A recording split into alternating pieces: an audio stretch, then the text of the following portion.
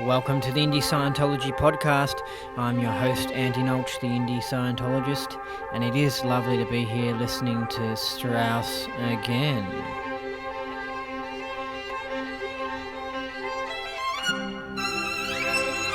This is a podcast that has everything to do with Scientology. Yes, that interesting religion you might have heard about.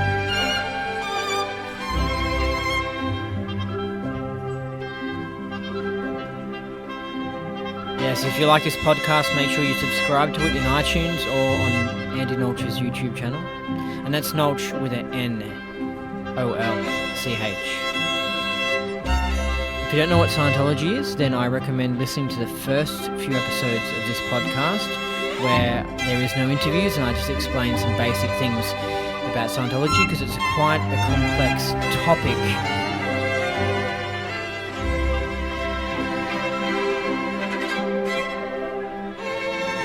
Did you like the last show, the last podcast with Mikhail Fedorov, the creator of the Theta Meter? That was alright, wasn't it? Personally, it wasn't my most favourite interview though. This one coming up is pretty good. But no, it's still a good interview. It's just Mikhail Fedorov knows a lot about e-meters, so we're just talking a lot about e-meters.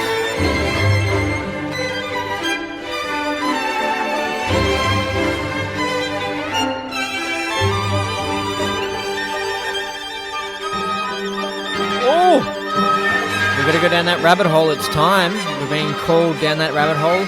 Up is up, down is down. Left is right, left is what? Up is down. What? What you thought wasn't possible is possible. So welcome to the Indie Scientology podcast. We're now in the Scientology world. Today's show is with Alan Stanfield from Alonzo's blog, something like that. It's a cool Scientology website. Talks about interesting topics. But before we get into that interview, we've got some Scientology news. Scientology TV is starting soon. Oh, get excited. For you Americans, it's going to be summertime. And for you Southern Hemispherians, it's going to be our wintertime. And it's going to be starting, which is exciting. It's going to be very interesting. I'm looking forward to watching it and seeing what they've got. That's going to be fun. It's made by the church, by the way. It's going to be interesting. And although not part of the church, I wish them the best. And I think it would be awesome for them to have their own TV channel and be putting out some positives about Scientology as opposed to the media, which love negative information about Scientology because they love drama and controversy. You know, if a magazine says Sarah won her chess competition, it doesn't really sell, as opposed to Prime Minister caught raping kid. Like that's like shocking and it sells newspapers, you know what I mean? Like, but the funny thing is that there's so much amazing stuff going on in the world that's like sensational. It's like whoa, that you don't need to just focus on negative things. There's a magazine called Nexus, which publishes like alternative science and stuff that you don't usually hear, and it's really cool. It's like whoa, yeah, it's like eye-catching, you know? You see the title and it's like, whoa, I want to read that. So these newspapers and that, they don't have to publish, they don't have to focus on negative stuff. There's a lot of really cool stuff going on, but they don't seem to know that. And they like to publish negative things.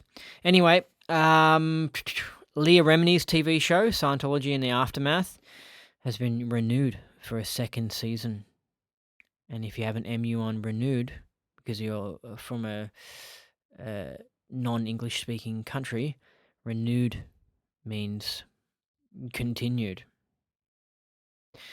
Anyway, I feel sorry for people who have English as a second language because, I mean, English is just so confusing. Like, in a conversation, for example, people, I notice people like to say, at any rate, blah, blah, blah, blah, blah, blah, blah, blah, at any rate, blah, blah, blah, blah, blah, blah, blah. Like, some people tend to have something that they repeat a lot. It's just a little habit of theirs. But and so you hear them and they'll be talking, they'll go, at any rate, blah, blah, blah, blah. At any rate, it basically means nothing. There's a definition of it. It's just a filler. It's a filler little phrase. If someone's talking and they're saying, "I went to the river and then I went to the boat. At any rate, I walked to the ship." Like it, you can look it up. You can look it up and you can clear the phrase "at any rate," but it really doesn't really have any meaning. It's just a little filler in the conversation. And there's many other words in the English language, and I probably do it as well, where they're like filler words. Like they just don't mean anything. So it would be really annoying for someone to be going, "What does this at any rate mean?" They go, they're not used to English, and they look it up, and they're like, "Huh, okay." So it sort of means nothing. Like it's just it would be really annoying. I imagine they don't have words like that in the Chinese language. Okay, we've got win of the week. All right, this is a grade 0 win, and this isn't. It's actually not the win of the week for this week, as in like this is an old win from like 2012 or something. But it's kind of cool, so I thought I'd read it out. But anyway, in the future, they will be time relevant. You know what I mean? But anyway, we'll do a bit of time traveling with this win. So this is a grade 0 win. I can move in and out of. This is a sorry, just to clear this up. This is an independent Scientology win. Okay, grade 0 win. I can move in and out of my body almost at will. No longer any concerns. That's cool. I repaired my left eye in session. It had been drooping for years, and I could feel myself working on it and giving it oxygen and the whole eye reshifting. They are now both symmetric. A miracle, but I could feel myself making the miracle happen. I fix problems.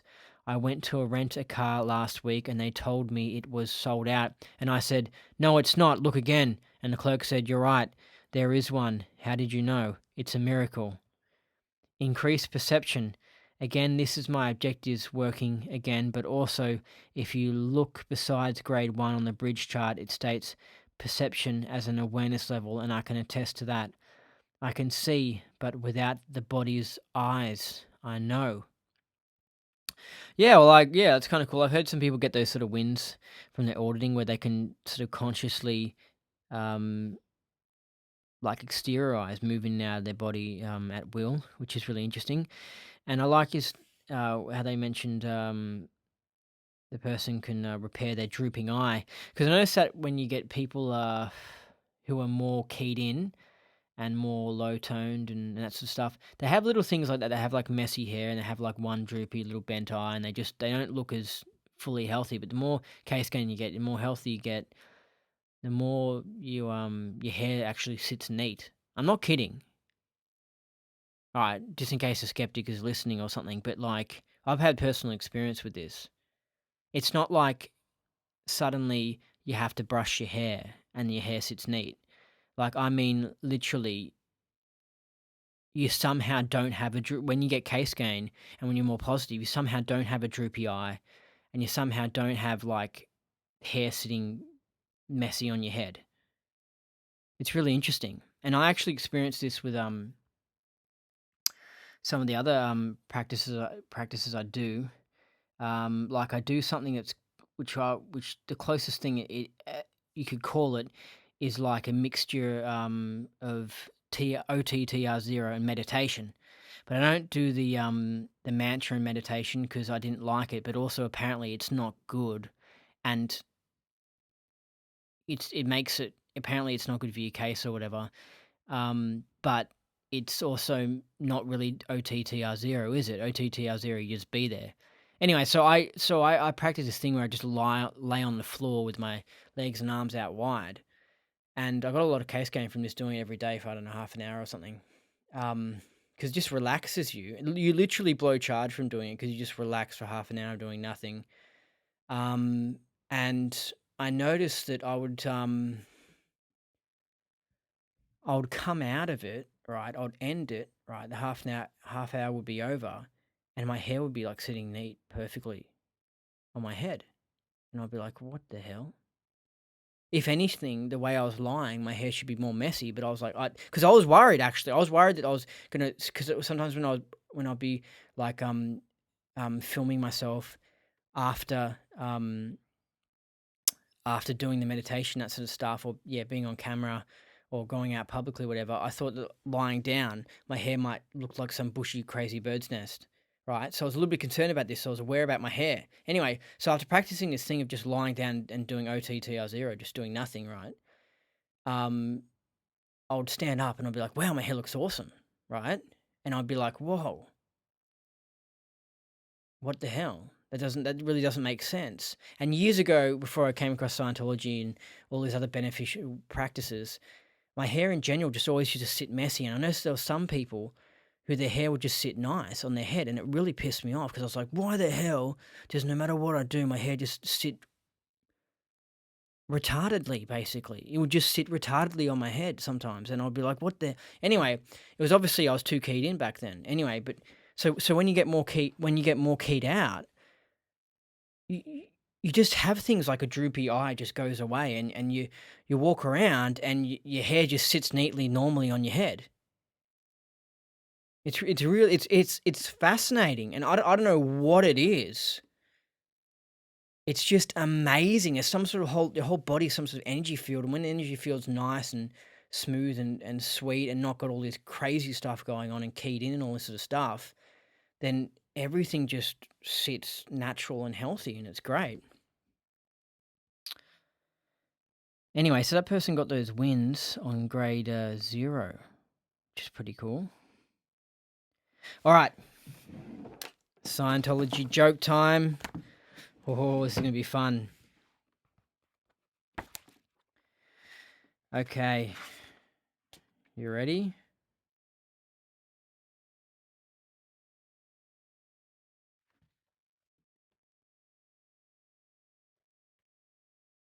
Okay, sorry.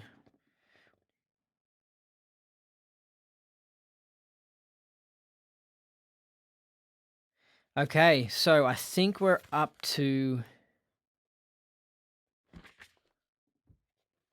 Gosh. It really screwed me up, the page. Anyway, okay, all right. Okay, you ready for this Scientology joke? Don't expect much from it, okay? All right. What do you call a Scientologist who practices birth control? A humanitarian. Okay. So that's the, well, no comment on that.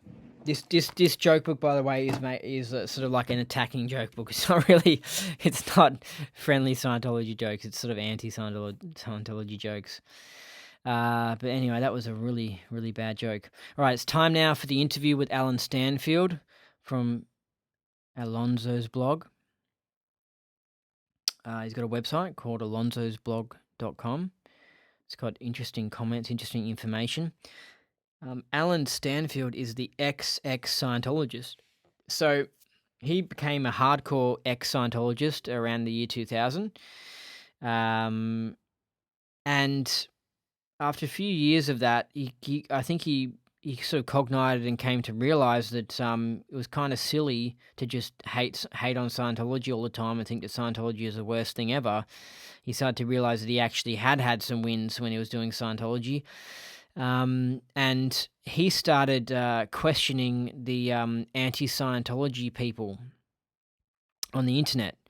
He started challenging them because a lot of them are staunch atheists that just hate Scientology, and they bag the church, and they make some good statements about some of the dodgy stuff that the church has done, but they're just like totally anti-alternative stuff and religions and church, and they're way too anti-church. Like they're not biased and fair. Like their opinion is just totally slanted in this direction of atheism and just hating religions and spirituality and all this sort of stuff. And this is why when I was a part of the church and I was just about to leave the church, right, just before I was about to leave the church, I was looking at things by some of these people who hated the church, and they would say things that would just make them out to be these like religion haters and atheists and stuff.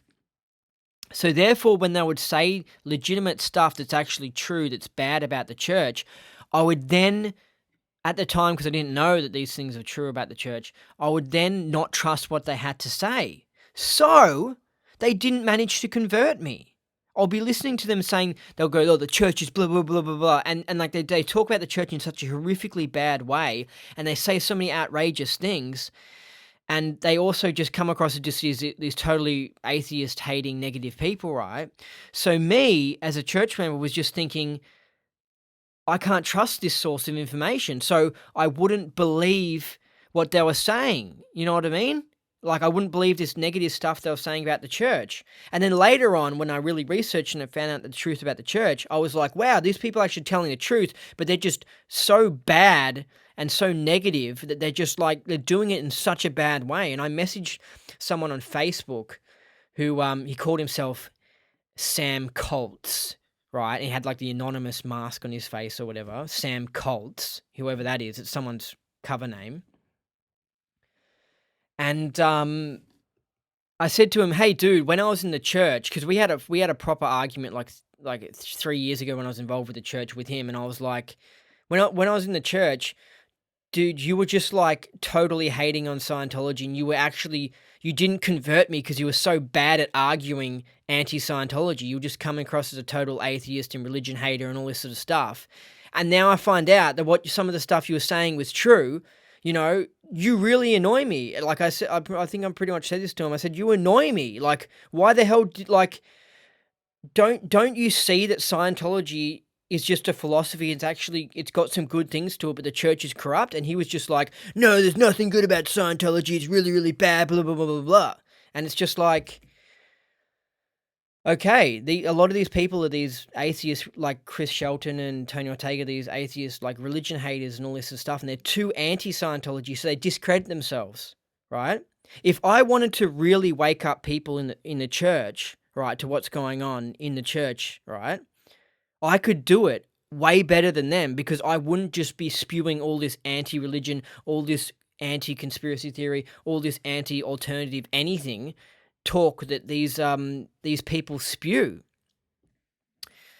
And so this is just a bit of advice if any of you people who are listening who hate the church and who hate Scientology, you know, you're not going to wake up anyone in the church to what's going on if you just bash on Scientology the whole time. Like, even it's just amazing. It's just amazing. Like, for example, Tony Ortega, right? He'll legitimately say some things that are wrong with the church, but then someone will ask him about Dianetics, and he'll say the whole book is a load of crap and like is just all made up and is bullshit, which isn't true at all. I personally found Dianetics to be the best book I've ever written in my entire life.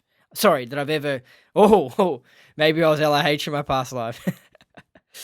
I personally think it was the best book I've ever read in my entire life, and like, I do consider it like an amazing thing for humanity. It was just huge. It was like saying to everyone, hey, there's just something wrong with your mind. That's why you might not be that happy. That's why you might not be well and sick and all this sort of stuff. All you have to do is just do therapy. This is why you might have problems with your knee and all this sort of stuff. Do this easy therapy, and it teaches you how to do it, and you become healthier and better. To me, that was revolutionary. It was huge. And I was like, this is an awesome book. Whereas you listen to Tony Ortega, and this is how Tony Ortega talks about the book. He says, this is literally what Tony Ortega says. He goes, oh, Dianetics is just full of Hubbard talking about engrams where the parents are having sex, and like the baby's in the stomach, and the baby's recording all the experiences of the parents having sex, and Hubbard just keeps on talking about it. Clearly had an issue with parents having sex while they're pregnant, or some shit like that. And it's just like, what the hell, Tony? Like, yeah, there's some moments where Hubbard talks about the baby having memories, right, of like the parents having sex or whatever, while the baby's in the stomach of the mother, and it can affect the kid in the future, right?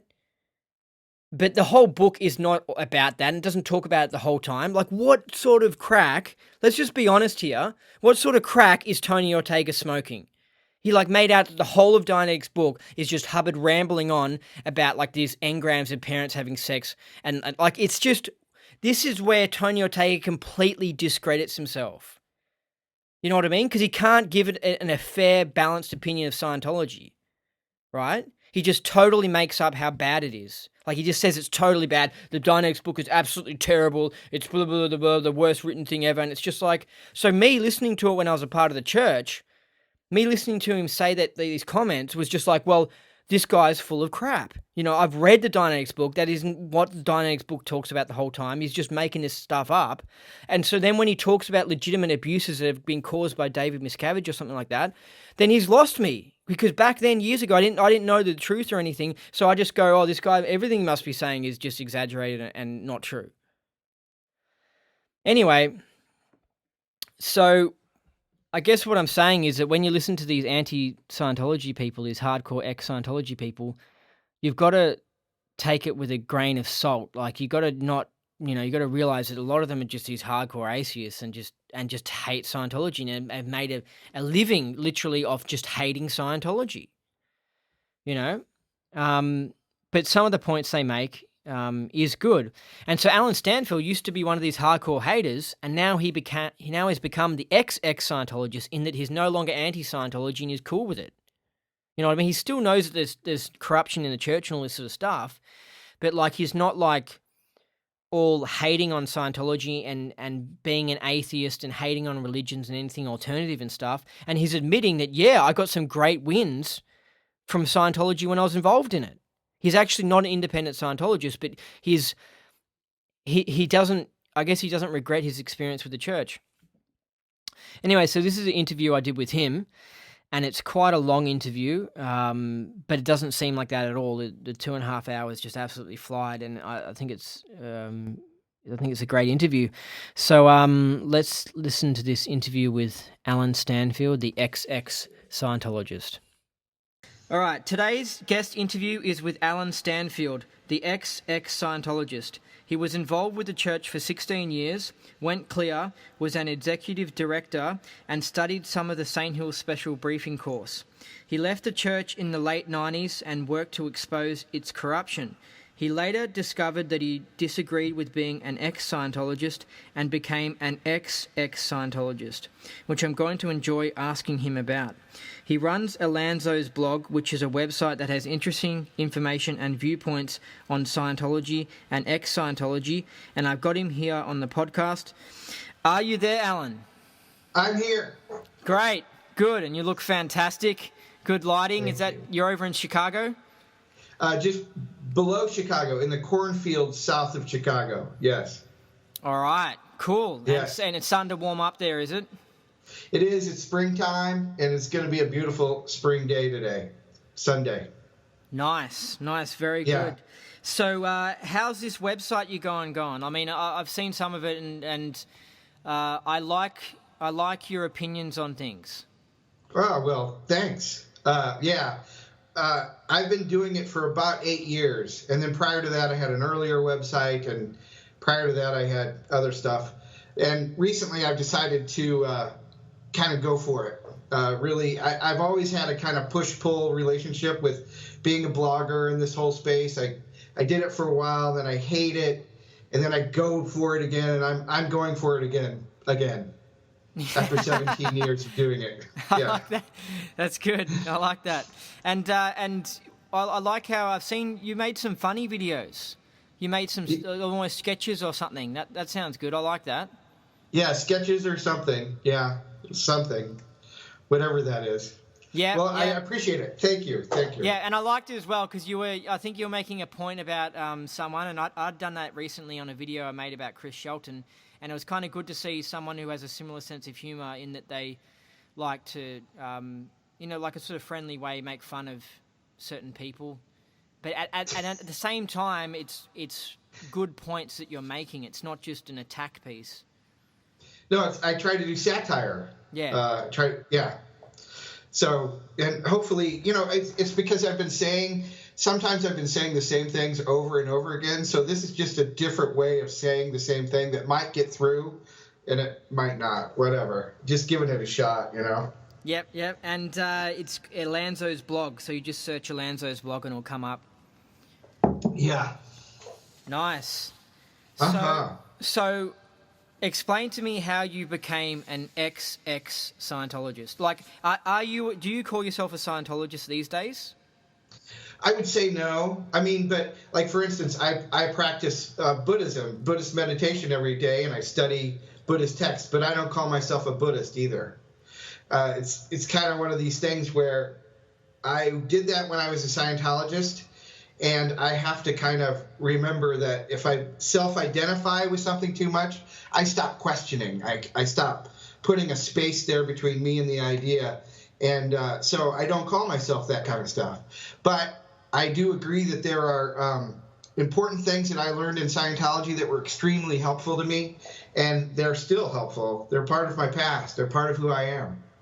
Would you kind of classify yourself as someone, like there's a lot of people these days who are brought up as a Christian, for example, but as an adult, they're not really a Christian, but they sort of are. Would you sort of say you're similar with Scientology? A little bit, maybe.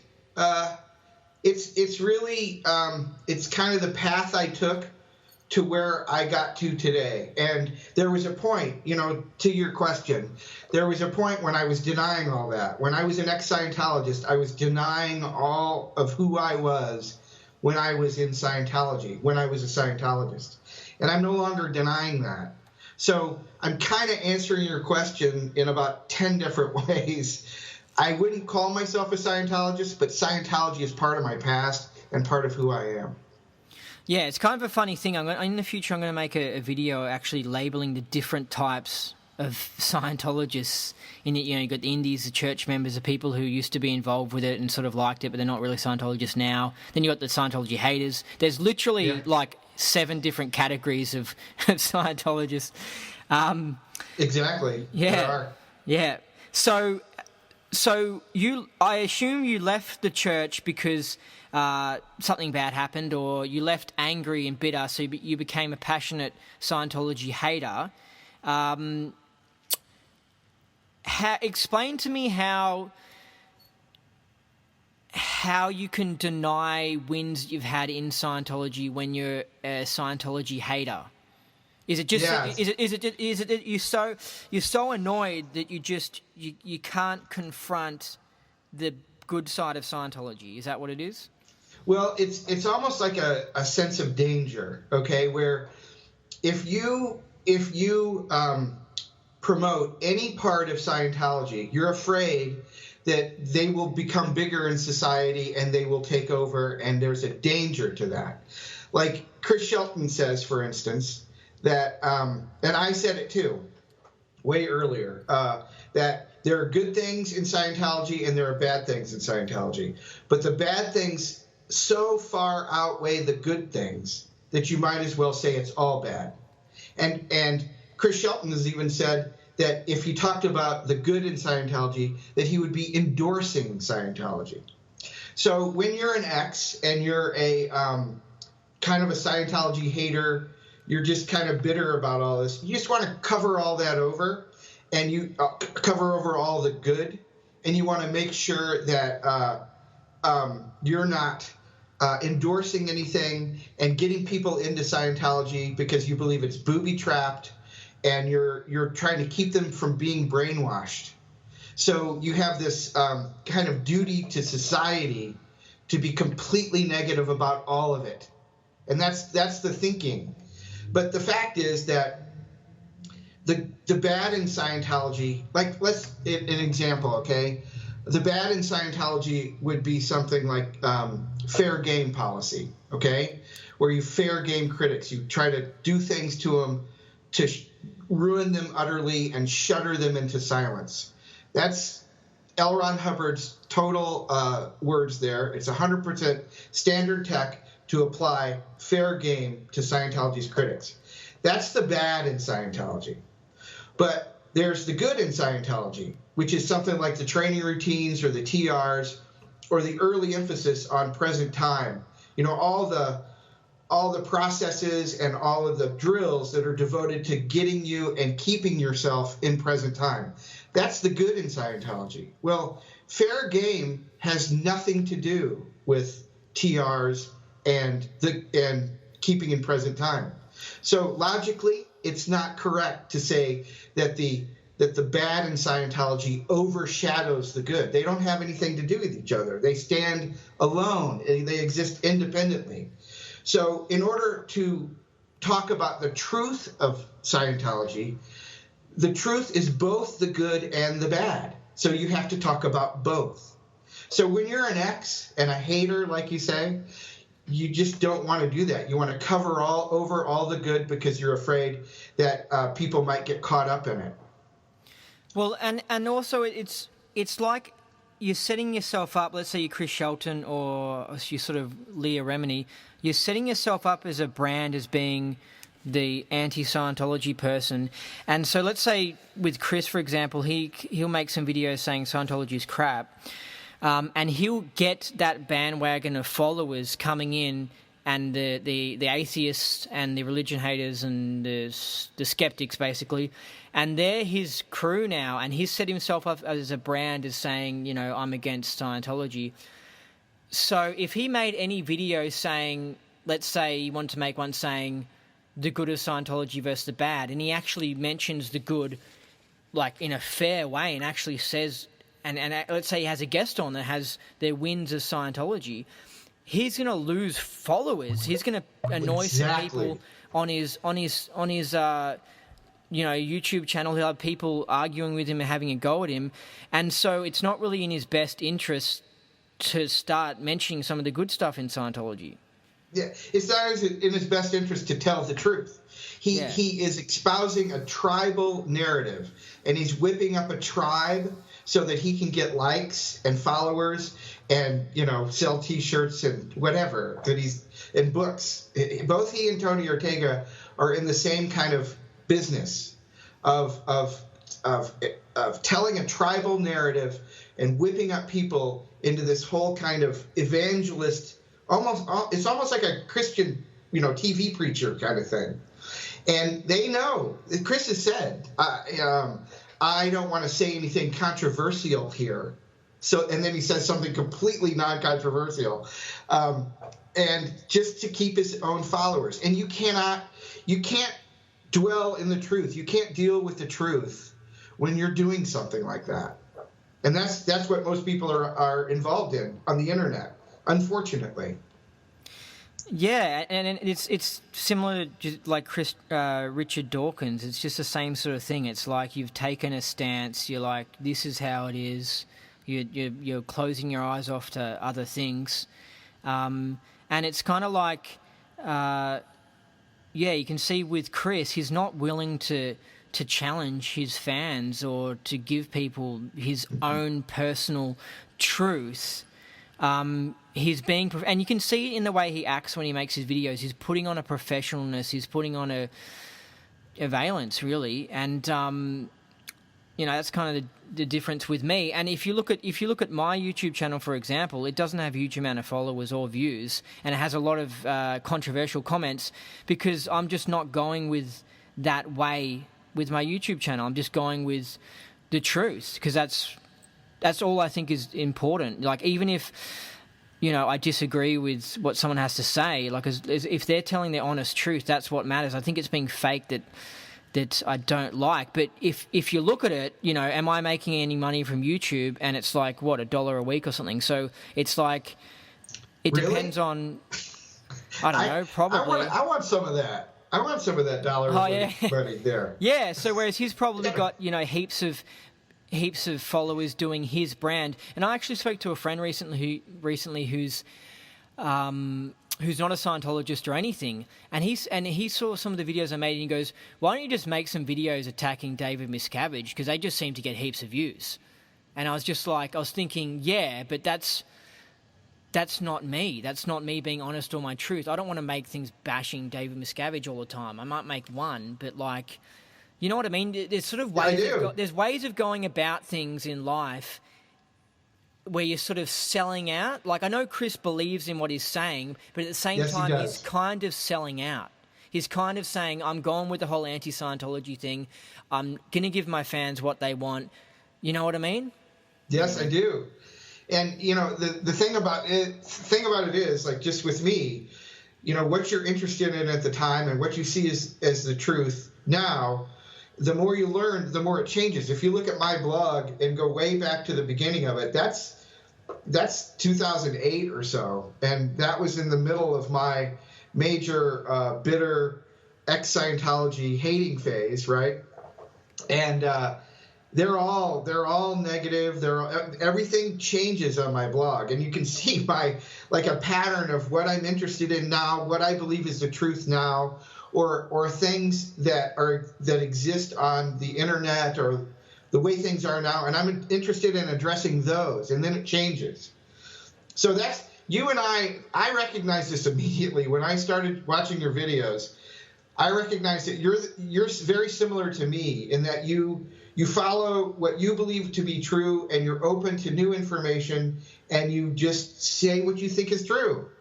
And you're not selling anything. You're not doing this business that a lot of these guys are trying to create now on the internet. So and then when I saw you on when I saw you wade into SPs Are Us, the Facebook group SPs Are Us, and just started taking out people, I thought that was awesome. Because I do shit like that too. Yeah, so it's good. Yeah. It's good. Yeah. I think if money and this is something that Russell Brand says. He goes, if money and blowjobs made you happy, then just go and do it. But it's not really what happiness is. It's I don't know. It's following your own path, doing what you want to do. It's not money, without a doubt. Like, it can help. Money is great because it can help. You can help you go up the bridge. It can help you do interesting things. But at the end of the day, I see it, especially in some of the wealthy parts of Melbourne.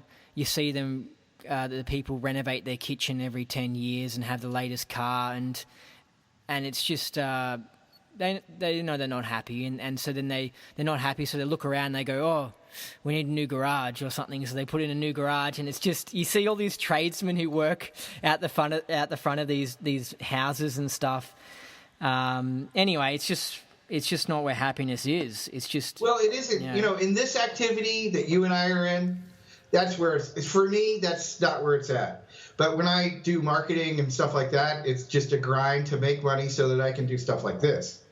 And in this is almost kind of I'm not going to say sacred, but it's a protected space where I'm going to try to tell the truth as I see it, and I'm not going to try to be swayed by what's popular. I can tell you that once I quit talking, once I started criticizing Tony Ortega, for instance, oh my God, everybody hated me, and accused me of being a Scientologist all the time. They're just it's almost incredible. like it's its own cult. That's why I'm saying it's almost like its own cult, because I noticed that as well. It's like as soon as you come out and have a go at, I actually noticed this a bit because I do like comedy acting, and I hosted a comedy show. It's like on a hiatus at the moment, but a comedy show called The Kink, and there's a lot of stand-up comedians it was very similar to like the anti-Scientology community in that it's like cliquey and everyone's like in. Yeah. And they, like with the stand-ups, and they have their own political beliefs about things, right? And I did some things saying my own truth, like saying, because I'm quite, like I'm into Trump, I'm pretty right-wing and stuff, so I'd say things like, maybe we shouldn't just flood the country with refugees, stuff like this. And of course, like the whole group just like has a hernia, and just like not all of them, but a lot of these people go, and they sort of kick you out of the group, and it's like a tribal sort of thing. But then of course you have some people who kind of agree with you a bit and like you way more because of what you're doing. But the majority tends to be, I think, a bit low toned, and that whole cult thing. They're just starting their own cult because they're excommunicating. Basically, they're doing disconnection. Exactly. It's funny, Well, it's human. Humans are tribal, right? And they form little groups, and they develop a little narrative, and you got to stay within that narrative. And if you break the narrative, they kick you out. And a cult is just a human group that's turned up to 11, basically.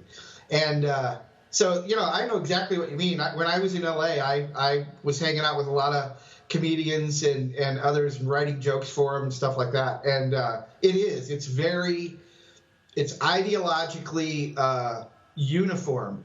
And there's a certain, like, ideology that you have to convey as a comic in the U.S. and in L.A.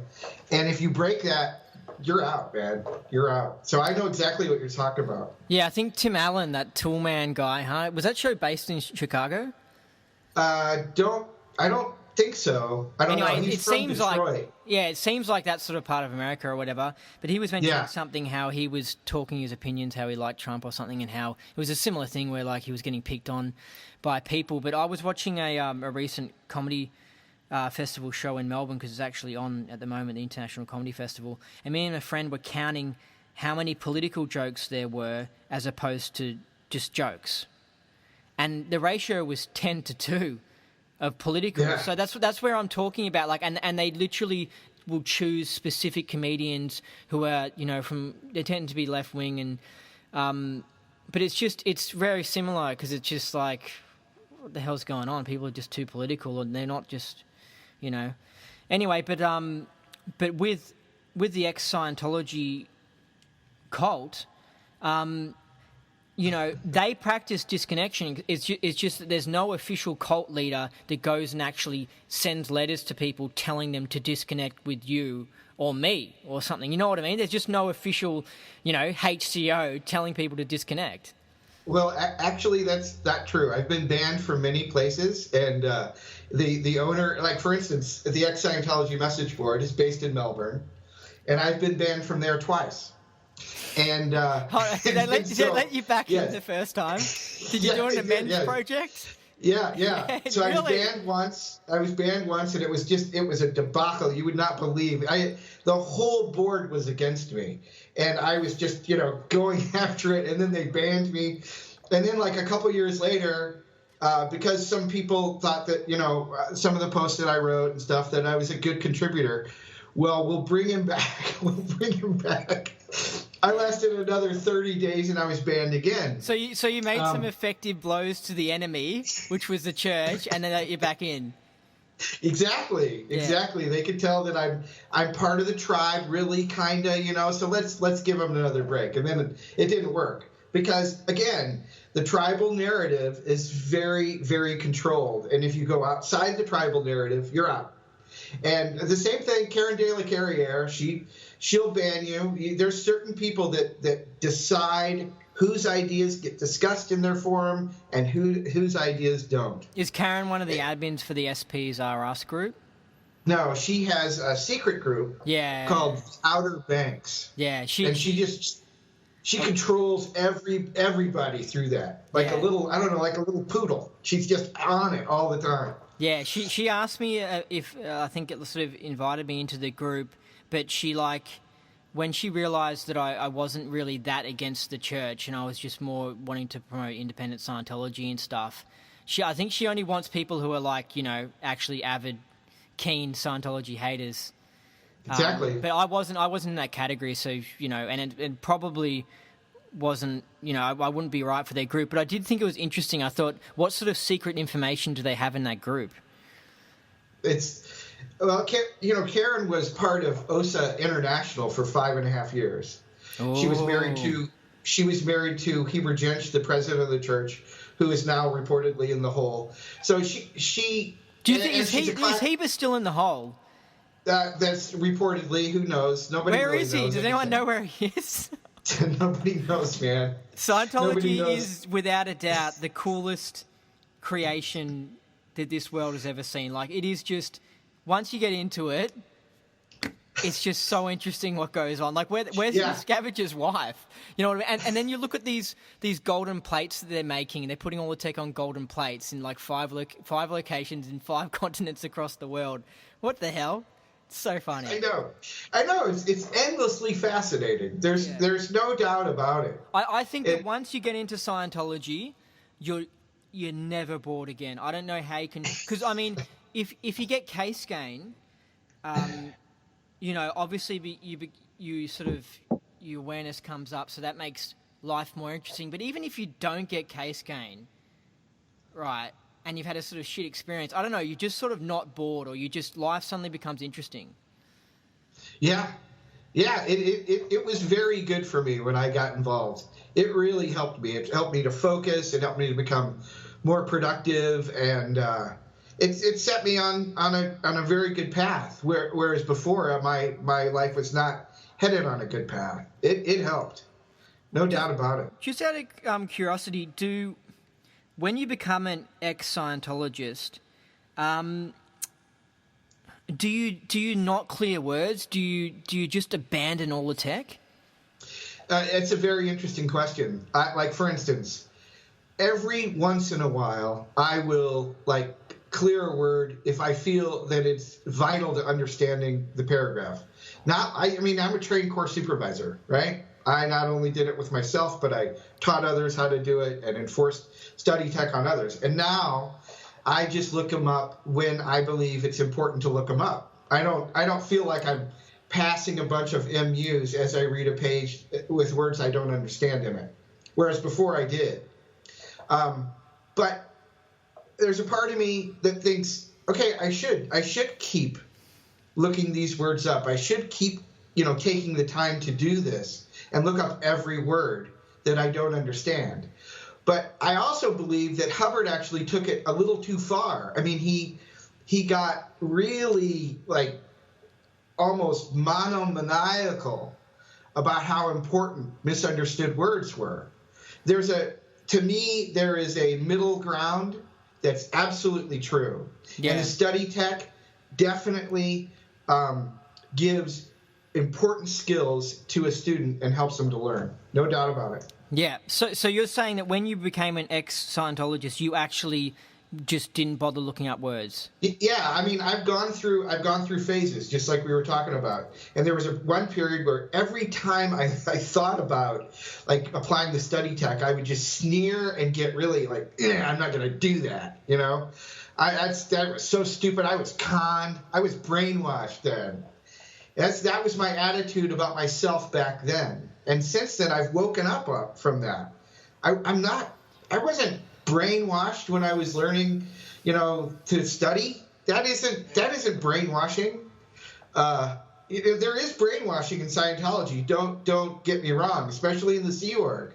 Chris Shelton, for instance, talks about the Truth Rundown. The Truth Rundown is absolute, all-out, total brainwashing. There's no doubt about it. And and the Sea Org is just filled with brainwashing techniques. And most of the people, like Karen and Chris and Mike Render and Marty Rathbun, these are all ex-Sea Org members. And most of them are from Int Base, where the brainwashing was the absolute worst. Yeah. Yeah. And they're the ones whose ideas are being talked about, and reporters are calling them, and it's their fanatical viewpoint of Scientology that's being displayed. And that's not how most Scientologists experience Scientology. Int Base is a very small group of people, and they're the biggest nuts in Scientology. Yeah, I know. It's just it's a small percentage that get to experience Int Base. Yes. So how did you transition from being? How did you become an ex-Scientologist officially? What was the actual change where you suddenly go, hold on, maybe it's okay if I start clearing my words, and maybe the church isn't the worst thing in the universe? Well, it had to do with Marty Rathbun. One of the things, again, there's these changes that a person goes through. When Marty Rathbun first got out, I was a major critic of Marty Rathbun because he was involved at the very highest levels of the church, and here he comes out, and he's still a Scientologist. He just hates David Miscavige, but he's still following L. Ron Hubbard's orders. And, the orders from Int Base from L. Ron Hubbard, those are all the confidential, really the worst of the worst policies that Hubbard wrote. And here's Marty Rathbun. He's still following these things, right? So my whole thing at that time was there were a lot of people following him, and I wanted to criticize him to get them thinking for themselves again, to start questioning things and not just, imprint on David Miscavige and now imprint on Marty Rathbun. So I was a critic, and then Marty started to wake up a little bit, start questioning things himself, and he became an ex-Scientologist. And I quit my criticism of him completely. But then I watched people like Chris Shelton and Tony Ortega and others just trash Marty Rathbun like you wouldn't believe. Well, when And that's a Marty pattern. was an independent, you're saying? No, after that, when Marty began to actually become an XX himself. Oh, so Marty became like an XX and they were picking Yeah. on him. Yeah. Exactly. And these guys are just, he's going outside the tribal narrative of an ex-Scientologist, right? Because Marty seems like a bit of a sort of, he's got a niceness about, like a coolness where he sort of thinks for himself and he does his own thing. He definitely does. And now more than ever, to the point where he just doesn't fit in anybody's narrative anymore. And then I watched these guys attacking him, and then I kind of woke up because I'd seen this pattern before. And I said, hey, wait a minute. You know, this kind of conformity of thought and uniformity of belief thing, I've been here before. And I'm not going to do this anymore. And so I started questioning, using the same skepticism that I applied to Scientology to get me out of Scientology. I used the same skepticism on the tribal narrative of being an ex. And the more I started doing that, the more space came between me and my ex-Scientology valence. I began to also recover myself. I began to recover who I was when I was a Scientologist and start to see that, yeah, there were times when there was social influence on me and I was making decisions that I shouldn't have made based on that social pressure, like being threatened with declare, things like that. But I wasn't like brainwashed. I was getting stuff out of Scientology. And once I started to get out of this bitter phase of being an ex, I began to realize the good parts of Scientology and the good person that I was when I was a Scientologist. And after I did that, I couldn't go back. And so when I started writing about that kind of thing, that's when all the exes that used to be my friends, that was the end of that, man. They're attacking me and they're also trying to just, shut me up, which has never worked for me.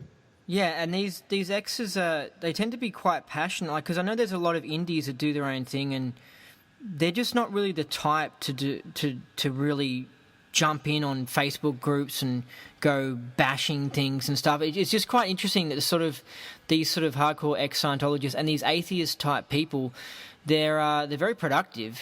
You know what I mean? Well, it's easier to criticize something than to defend it. That's the whole thing. If you're a Scientologist and you believe in Scientology and you say something that you believe, it's very easy to come at that with a criticism and knock it down. And it's much, much more difficult to defend it. And it's one of the reasons Hubbard says, always attack, never defend. And so an atheist type person or a bitter ex kind of guy, the internet is perfect for him because he can attack anything and he doesn't have to say what he defends, So one of the things about Tony Ortega and Chris Shelton is they're both atheists. Yeah. And if you look at their viewpoint, it's all from the value and belief systems of being an atheist. Yeah, and hold on a second. I just want to say this as well. Yeah. Because they like to promote critical thinking. You can't logically, like scientifically, officially claim that you're an atheist. Like, there's agnostic. I understand if they would say they're agnostic, but it's irrational to be an atheist. I just want to say that. You just can't, especially with all the information that's going on and stuff. You can't, and Richard Dawkins says this as well. He knows that you can't really prove that there's no God and stuff. So it's just an irrational opinion to hold up. Yeah, exactly. It's contradictory, and I've written about this. On one hand, first of all, there's no evidence. Science is limited to what can be measured. Yeah. And that's it. Anything beyond that, you're not in the realm of science. Science can't touch it. So when a person says, I believe in God, he actually knows that there's no evidence that he can point to. He's got personal feelings. He's got personal experiences that he interprets as an existence of God, right? But when you're an atheist, there is also no evidence that there is no God. But the problem with an atheist is he believes that his belief is based on fact. Yeah. Or that science proves somehow that there is no God. Yeah, well, and he's completely wrong. Yeah, the theory of evolution is a theory. The theory of the Big Bang is a theory. Right. They're theories. If you look up the definition of what a theory is, it's just like they're not proven to be definitely truthful. They're a hypothesis Yeah. in pursuit of a truth. Yeah. They're not a truth themselves. Yes. I mean, and that's why it's kind of annoying when and the average person gets influenced by. This is why I Yes. chose to make an attack piece on Chris Shelton, because the average person it's the average WOG person who doesn't really know what's going on, really. They'll say something like, "How can you be religious when science proves there's no God?" And it's like, hold on a second. If anything, science proves there is a God. You know what I mean? Yeah. Well, how does science prove that there is a God? Oh, well, I don't know. There's a lot of unusual things, like there's like quantum physics, and there's definitely science out there that's leading us to believe that there's more a God as opposed to not a God.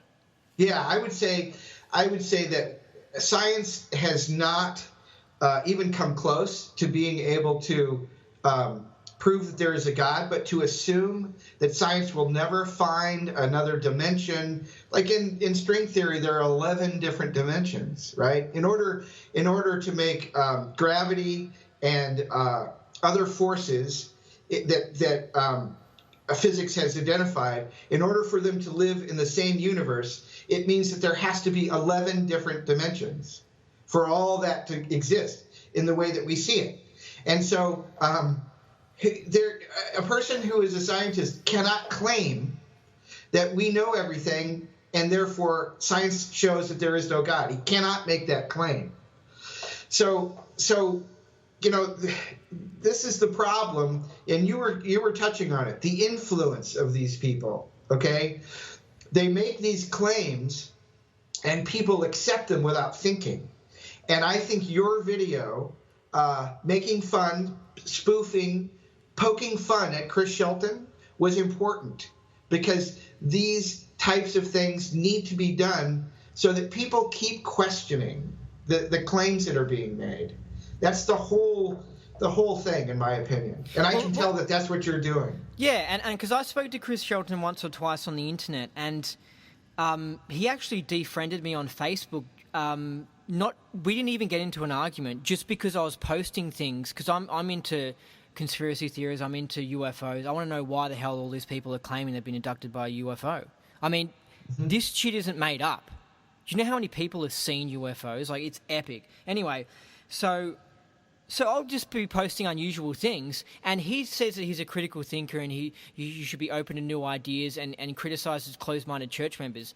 And so then he writes me a message saying, "I think your things you're posting are ridiculous. I'm defriending you." So he's essentially discommunicating me, and he's putting a block up, and he's not doing his critical thinking where you look at both sides of the situation, the pros and the cons, whatever. You look at all the data and you come to a conclusion. He's closing himself off and ignoring a whole section of life, and at the same time claiming that he's being scientific. That's not scientific at all. Being scientific is looking at all the information. You know, if you come up with a study to prove that pig fat's good for you, right, and someone comes up with a study saying that it's not, you don't just ignore that study. You know? Correct.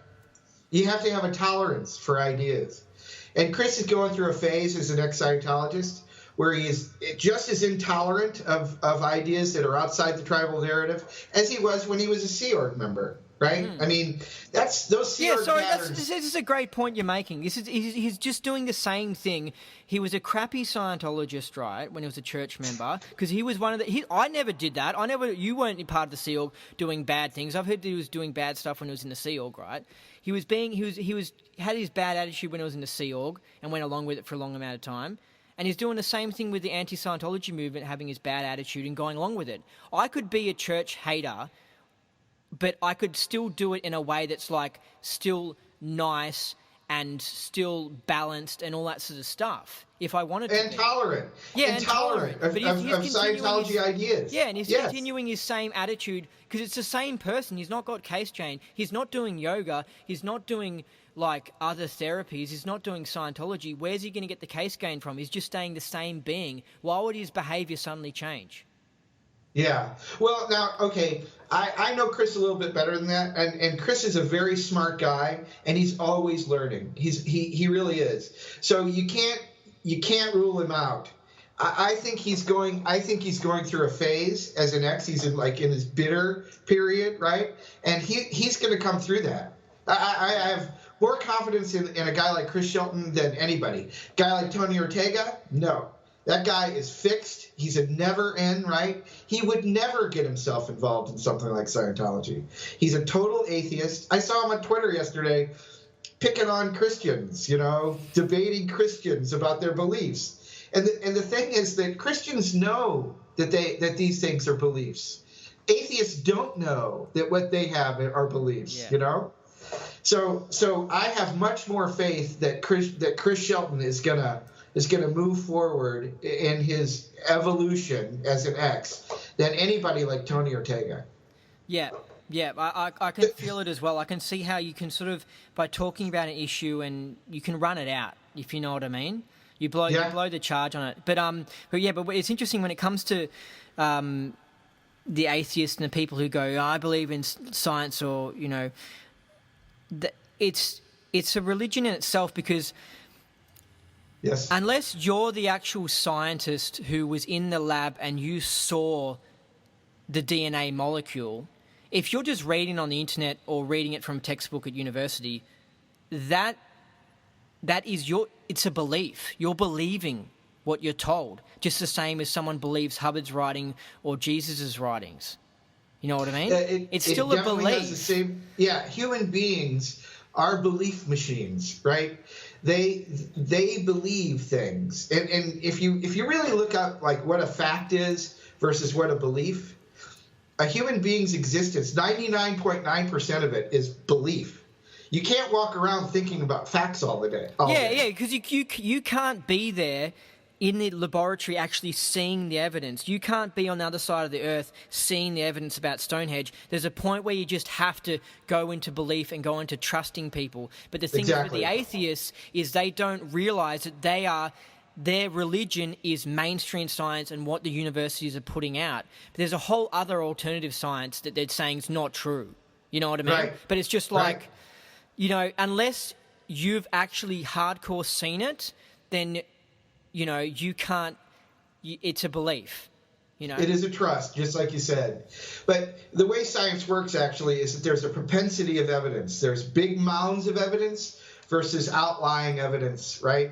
And so they trust the big mounds of evidence, even though every once in a while outlying evidence makes its own big mound as people, more and more people look at it, and more and more people. It really is a social consensus. Science has social consensus about how much evidence we have for something. Reality is agreement. It's kind of like that. Yeah. But definitely, atheists, it is a belief system, and they're even worse off than Christians. Christians know they have faith. They know that their beliefs aren't based on any facts. Yeah, I know a lot of especially like a normal Christian man, like he kind of knows, that the world probably wasn't made in 6,000 years or whatever. Like they kind of, but they stick to it because the community, you get some benefit from it. It's good morals, it's good for the family, So it's like, but they kind of know, Well, yeah, they're reasonable. There are very few Christians who believe that the Earth was created 6,000 years ago. That's just an atheist just goes to that all the time as an example of a Christian when it's a very small percentage. There's probably like 12 guys on Earth that actually think that the Earth was created 6,000 years ago. Most atheists also accept scientific evidence as well. They just know that the stories in the Bible teach them very good things about being a human being. There's a passage on human love, something that's not measurable, okay, outside the limits of science. in Second Corinthians is, that one, love is passionate, love is kind, whatever. This just this description of love. That story is extremely valuable to a human being. It really helps a person to understand and to operate with other people in human love. But an atheist, there's nothing there. That's all just a bunch of crap, from a Semitic tribe thousands of years ago. And it's not true. It's a valuable story. Yeah, now some of them are even trying to say that Jesus never existed, and they have a go at me for having bizarre ideas about UFOs, yet they're trying to put out some, really out there, I think it's some sort of conspiracy idea, that Jesus didn't exist. That's a pretty out there idea. That's pretty fun. So they can entertain that idea, that funky, unusual idea, but any of my funky, unusual ideas are totally unaccepted. Right. But exactly. For example, that they entertain some ideas and can't entertain other ideas. Yeah, like they can entertain that the church is corrupted, right? But they can't entertain that a bank could be corrupted, or they can't entertain that a government could be corrupted. It's the same thing. It's just a big organization. They can get corrupted. Or like you say, big pharma. Big pharma, get corrupted. Lots of stuff to watch out for with that. What they're pumping into a civilization. They need to be questioned, no doubt about it. Well, I'm not going to go into it, right, big pharma, but it is when you really understand what's going on in the world and you really look at the evidence, you understand why Hubbard came up with a hardcore Sea organization that was trying to take over the world. Basically, I understand why he did it, because it's just like the evilness is horrific, and ripping off some people, using some people as kind of like slaves in the Sea Org or whatever. It's nothing compared to what the evil forces actually are doing and were planning, and what Hubbard knew about. Well, that's one view of it. Cult leaders have had little armies of fanatics out there with them, throughout history. The guy one of the greatest guys in geometry, what was his name? Pythagoras. He was a cult leader that had, murderous fanatics around him to do his bidding as well. It's all part of it. So the Scientology Sea Org, I understand what you're saying. Like, he would say that it was the estimation of effort against the evil in society. We need this core group of incredibly dedicated people in order to match the effort against us. And that was definitely his view. I mean, the guy he saw himself as an adventurer. He saw himself as a rebel against the status quo. And so he went with this Sea Org thing. But, the things that are in the Sea Org are classic brainwashing techniques. And the very first crew that he had on a ship, an isolated ship out in the middle of the ocean, he ran all kinds of stuff on them to make them into fanatics. But so did Pythagoras. So any cult leader does this kind of stuff. I think it's fighting fire with fire. It's you're versing an enemy that is willing to do dirty tactics. It's got like intelligence organizations that can break the law, can just do outrageous things. And I think that maybe he got to a point where he looked at it and he said, okay, I'm going to have to play bad ball. I'm going to have to go into this dark area because they're breaking all the rules. It's like playing a football game and the enemy's blowing up the opposition. What are you going to do? Just let them blow up your whole side? Like, you're going to have to start playing dirty, otherwise, you know what I mean? So that's what I think kind of what happened a bit with the Sea Org. It could be. And if you look at even within the technology or Scientology, the CDEI scale, right? He's curious, desire, enforce, inhibit, right? He's kind of coming down that in order to, go into the enforce and inhibit band because of the force that he's receiving back. What he considered criticism. See, Hubbard's big mistake, okay, was that he thought criticism was an attempt to destroy somebody. And that is actually the reverse of what criticism is about. Criticism is using a standard or an expectation and reminding somebody that they're not meeting that standard or expectation. And here's how, right? And so it's actually an attempt to help.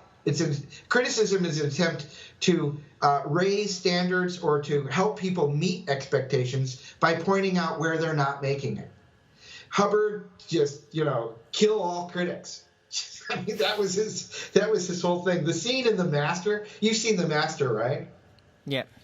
The scene in The Master where the guy starts asking in the parlor, the guy starts asking, just very sensible things, and he calls him a pig fuck, that was perfect. Because that's how Scientology evolved towards criticism. It wasn't like that in the 50s and the early 60s. But once he developed the bridge, the standard tech bridge, then he had to have all kinds of enforcement and stuff like that. And critics had to be gone. And that's when he developed fair game and everything else. If a critic didn't shut up, then you fair gamed him and you made him shut up. Yeah. Yeah, it's all complex. And anyway, we went around in the 60s when he was, we didn't have all the data. It's hard. Here, one of the things is that when I was on staff in this little mission in Peoria, Illinois here. Is that where you were executive director? Yeah, the mission holder was a guy named George Seidler, who recently died a couple of years ago in his 90s. And the first certificate on his wall, is Hubbard Dianetic Auditor, June of 1950, signed by L. Ron Hubbard.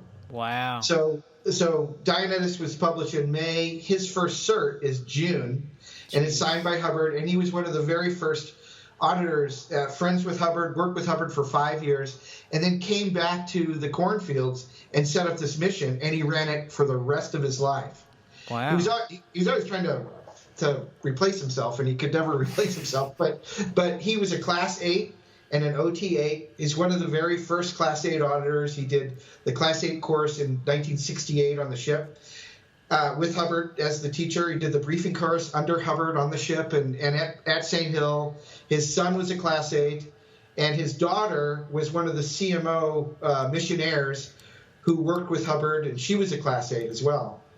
And so I worked with this guy all day, every day. And he had tons of stories from the 1950s and the 1960s. And he was a Scientologist, so he had a certain viewpoint on all those things. He wasn't going to tell me any of the bad things, He was only going to tell me the good things. But those stories from the 1960s and the 1950s do show that there was a completely different Scientology, where there was no standard tech, there was no bridge. If you were an auditor, you learned all the processes, you learned how to do TRs, and then you sat in front of an individual, right, and you thought up what that guy needs, and you took the processes for that particular guy, that individual. Once the bridge came, then everybody had to have the same case. See, yeah. You couldn't be an individual PC anymore. See, and I think that independent Scientology is kind of getting back to that pre-bridge kind of thing, where the individual in front of you is who you apply Scientology to. Yeah, yeah, and that's an improvement. Yeah, and the indies have to make it on their own bat, so they have to do well, otherwise they won't make any money. So it's more, whereas when you got the volunteers and the people in the Sea Org, it's kind of like you can get away with being a crappy CS and auditor. Yeah, and you can be an asshole and you can do all kinds of stuff. Yeah, the exactly, thing about the thing about in Peoria, in the middle of the cornfields in the Midwestern U.S., the people here, they don't take any crap, and they can smell bullshit a mile away, right? And so when I was on staff and I had to introduce Scientology to people, I couldn't be an asshole. I couldn't be like these Sea Org members. In fact, every time a Sea Org member would show up at our mission, we would lose public because this guy was such an asshole, and they could see it. And why is he in this fake Navy uniform? And and at that time I was just trying to suppress all of it and try to don't look this direction. But it did show, I think, how crazy Hubbard got. You say that it's an estimation of effort, and well, it's a level of estimation of effort that's in the crazy band. Yeah, I agree. I definitely can entertain, critical thoughts of. It seems like I know that there's, the whole conspiracy thing of like CIA infiltrating it or the bad guys infiltrating it, the enslavers and all that sort of stuff. There's a likelihood that that was true. Okay. I know. So, but that's what I'm saying. Like, as in, like Quentin was like assassinated by, he didn't commit suicide or whatever. So he had a lot of shit working against him, right?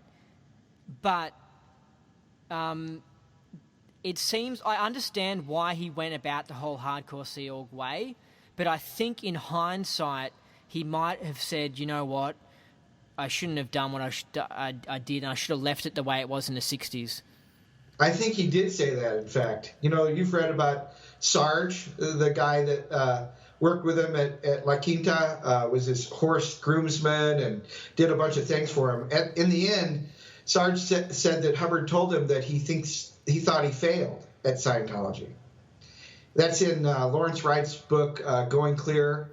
And Marty Rathbun has written about it too, because Sinar Parman was roommates with Sarge, and it's Sinar Parman who got Sarge talking about Hubbard, and they're very important stories. The fact that Hubbard said that he thinks he fails does not condemn Hubbard. What year do you think this was? It was before he died in 84, 85. So you reckon he was definitely alive in 84, 85? I assume that, like, when they had a body to give to the coroner for the coroner to examine, that would show time of death, right? And they did, and there are coroner's reports about Hubbard dying on January 24th, 1986. Okay. So I go with that. I believe the coroner's report. Yeah. You can find the coroner's report. But again, you should understand, I'm not condemning Hubbard totally here. Every individual goes crazy. I myself was a bitter ex-hater, right? That didn't completely condemn me. I have the ability to redeem myself just as everybody does, and so did Hubbard. The thing that I find really hard about the theory that in the last 10 years of his life he started to go wacky, the thing that I definitely have problems with is the fact that I've read Mission Earth, or listened to the audiobook, and it's just downright genius. Like, it is just, to me, that's a person that's thinking perfectly logically. I don't know if they edited it when they got it or something, but I just thought it was just like, man, my respect for Hubbard went up, and I was just like, he had his marbles right up to the end. And I don't know when he officially maybe it was 86. Some people say like 83, early 83, he was out of it. I know he definitely went off. He seemed to go off lines at the end of 82. He definitely seemed to really go off lines, right? Yes. But he could have just been writing Mission Earth the whole time. But whatever, he seemed to, right up to the last minute, he still had his marbles. Like, he was clear thinking. That's what I think. Well, I think that there's evidence for that. There is a certain level of likelihood for that too. You see, this is the thing. A person who, like, we don't know, right? Hubbard was in La Quinta, and then he was in Creston, California, and he had a small group of people around him. We don't know, but there are certain hypotheses about what was going on there, and there could be multiple explanations, each with a certain level of likelihood. And that's the only way to really view the whole Scientology world, because there's so much that we don't know. The church is actively trying to keep things from us, and there's other people that have just these opinions. But if you have multiple hypotheses, for instance, about what happened to Hubbard at the end of his life, and you can entertain many different hypotheses, look at the evidence, and raise and lower the probabilities for each, then you're going to someday get closer to the truth, I think. And that's what I've learned from being an ex. I used to be very certain about certain things. And it was a mistake. And it was a painful mistake. And I've learned. It's kind of a sad thing that we can't be certain about things, but it's just how it is. And I guess it does put a sort of funny spin in the whole of life, because you're just like, well, you can't work it out. Like, you know what I mean? It kind of makes a funny, it makes a funniness in the whole of life, because you just have to you have to go, well, good luck. You know what I mean? It's kind of silly. Yeah, you can't be so serious about being a human being. You got, we're all just freaking monkeys, and we're funny. I mean, some of the things that we get involved in are funny, and some of the crusades that I've been on are all very funny to me now. I think when you look at the different ideas and let's say he was losing his marbles in his last few years, and then he's not losing his marbles, and if there's really good evidence on both sides, there's a point where you can conclude it's a bit of both, basically, and that's what I find in a lot of situations. You end up having to go, it's a bit of both, Yeah. And there's another thing that I've discovered recently about belief, right? Belief should enhance well-being, all right? Your beliefs should enhance your own well-being and other people's well-being. And if you can find a belief that is sustainable and that enhances your own well-being and others, you should believe it. Because there's very little that we can know. So you really have to choose beliefs that work for you and make your life and other lives better. And this is one of the things that like atheists are never going to get. They're never going to get the value of belief, and that belief should enhance well-being. And therefore, you can choose your beliefs, right? And there's this sort of idea that, like, your beliefs create reality. So, like, until you're willing to go, hold on, what the hell is going on with UFOs? Maybe there's something to it. If you never think that, you just keep on thinking it's bullshit, then you'll never come across in your universe. You'll never see him in the sky. You'll never come across someone who will tell you a story about it, and it never ever becomes real for you until you suddenly. Because I don't know. I think it was because I'm just thinking of my situation of my awakening. Is that before I woke, I could still. Although I, was tending towards being an atheist and thinking that psychics are just bullshit and stuff, I never would say 100% I thought psychics were bullshit. I just thought, it's, most likely, like probably 90% it's just a con or whatever. You know what I mean? So I still had that thought, and I feel like it's that small thought that can open you up to all these things. So Right. I think that with these atheists not having that small thought, being 100% atheist, that it's possible that they never will wake up. I don't know. Correct. It's like Tony Ortega is never gonna get Scientology. He is never gonna get what it was like to have been a Scientologist, because he would never have done anything like this. He's never gonna get, like, I saw a YouTube video of him yesterday talking about a repetitive process, right? Hubbard's process on where could you think of a place where you could feel safe, and it's said over and over. Well, to Tony Ortega, it's just boring. It's boring. Yeah, he doesn't get it at all. He doesn't get what the experience is like of having that process run on you, the kinds of insights that you can have about yourself and about life from having that kind of thing run on you. He'll never get that. And so his writing is always going to reflect a certain ignorance about Scientology. And until he comes up out of atheism and starts to become more of an agnostic, for instance, where there are probabilities and likelihoods to even spiritual things, he's never going to get something like Scientology. And yet he writes about it every day. It's kind of weird.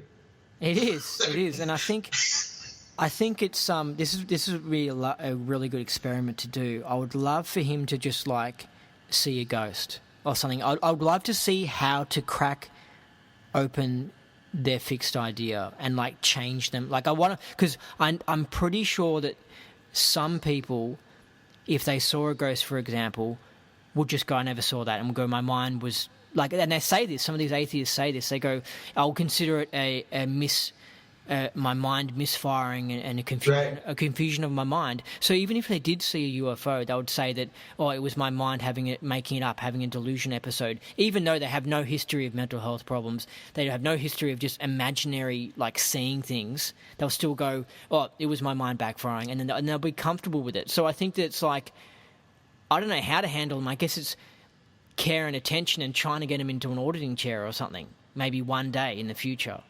Yeah, well, that's been done with Tony Ortega many times, and he's always refused it. People have been trying to do that, and yet he writes about it every day. Yet he's never had an auditing session. See, I mean, this kind of thing it kind of invalidates him as a critic. He's not capable of seeing both the good and bad in Scientology, and so he can't be a good critic of it. Yeah, I mean, if I chose to go onto the dark side, for example, and become a critic, I reckon I could do some horrific shit. Like, I could dive into the philosophy of the church, and I could look into arguments, and I could just degrade Scientology heavily. You know what I mean? Because there's a difference between someone who's, if you've tried it, then you can really know how to rip into it in a certain way. Because life it's all about pros and cons. Life, and so all you have to do is lower the pros and raise the cons and put all the attention on the cons and make them out to be much bigger, and you can just make anything look terrible. Exactly. And that what you just described the nature of what's going on the internet right now regarding Scientology, and now on TV and things like that, is you can raise the cons of anything and make it look horrible.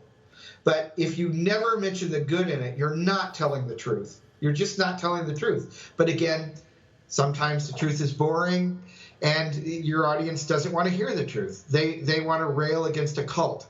So there's money in that. So that's what we're going to give them, kind of thing. Yeah, and it was great to actually see, because I've only really seen 2 so far, like proper documentaries that give Scientology a fair go, like the Reza Azzaran, I think his name is. Yeah, Aslan, yeah. I mean, it was actually a reasonable giving Scientology a chance, you know what I mean? And and whatever, Chris Shelton or whatever just bashed it and didn't like it. Yeah, he's on Twitter. He said it was a near criminal act. That episode was a near criminal act. What, somebody is showing therapy in an auditing chair? Like, oh no. Because Reza Aslan's just like almost a perfect person. He tries all these philosophies and he's into self-advancement and is positive. And it's just like he's an atheist's worst nightmare, you know? Yeah, well, he's his degree and his I studied a little bit of this in college, comparative religion, sociology, social science, right? Cultural anthropology, where you go into a culture or study a religion with an open mind, and you try to understand it in a way that they understand it, and then present it that way. That's what Reza Aslan did. And it is not dishonest, like Tony Ortega kept saying throughout the freaking day. Like, for hours before the episode aired, he was tweeting about... He already knew it was probably going to be, give a balanced documentary, and he was already on. He's just so funny how he's so investigative. He's always like, oh no, this guy's already like wanting to say something good about Scientology. Oh no. Yeah, exactly. And he can't stand it. He can't tolerate it. And that is a problem. If you're gonna tell the truth, both the good and the bad, that's a problem. Exactly. So I had some questions for you. All right, this is a really controversial question. This is going to be really pushing it for the indies as well, but I'm going to ask it because it's fun. And all right, okay. So on your blog, you mentioned about Hubbard's lying and stuff that he lied about. So I wanted to talk, like, what exactly did he lie about? Well, if you look at, for instance, his biography, when I first got into Scientology in 1984, there was a set of books that had an about the author section in them, and there were green volumes, right? And these were I think they were published in like the mid to late 60s. And Hubbard reads everything that's published in his book. He actually owned the publishing house, right, that published his book, Bridge. He set up Bridge just to be his own publisher. So he had total control of every word in those books. And in the About the Author section, they said that he served in all 5 theaters of war, that he had Purple Hearts and all kinds of medals, and that he was blinded and crippled from shrapnel. And the very first tape play that I got when I first went into the Champaign, Illinois mission was a tape by Hubbard called The Story of Dianetics and Scientology, where he told this story of where he was in the same space as some shrapnel, and that it blinded him and crippled him, and that he used Dianetics to cure himself. But then after he died, all his naval records become public. See, while he's alive, he can say whatever he wants because his naval records are private. But once he dies, then historians can have access to his naval records. So in 1986, a guy named Chris Owen, a historian, British historian, went into and started publishing what was in his naval records and proved that he wasn't in all 5 theaters of war, and that when he was in Old Naval Hospital, he wasn't there because he was blinded and crippled from war injuries. It was because he had a duodenal ulcer. Okay, he had an ulcer, and he had conjunctivitis. In other words, he had, red eye, pink eye.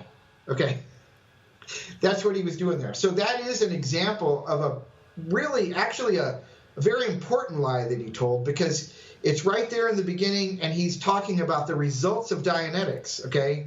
And he's lying about the results of Dianetics. So that is a big, important example of Hubbard lying. I just got to get a charger. I'll just be 30 seconds, okay? Okay. Yeah. All right. I forgot to get the charger for the laptop. All right.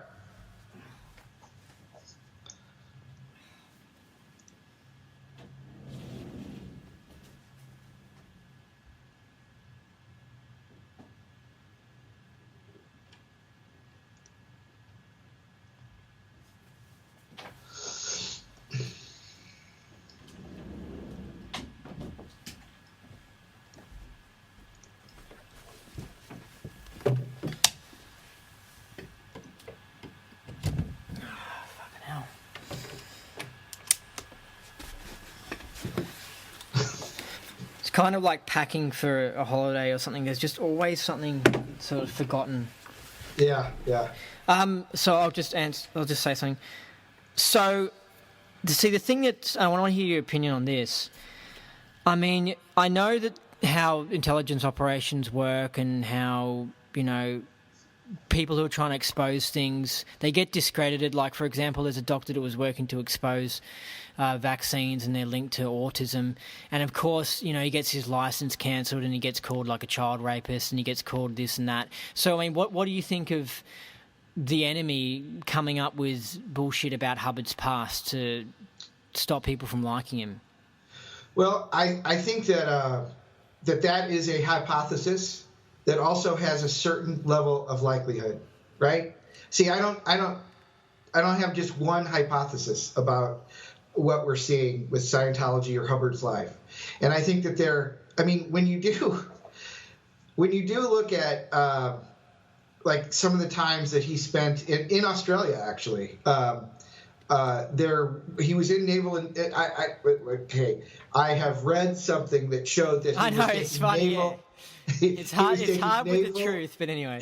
Right. He was taking naval intelligence courses when he was in the Navy in Australia. And so, it is a hypothesis that has a certain level of likelihood, and the more evidence that exists for it, the likelihood and the probability rises that it's true. That's how I see stuff like that. But I also see that it's true that he could have lied, too. And that there are situations that he got himself into where he contradicted himself so much that he just had to keep going, right? He just had to keep going.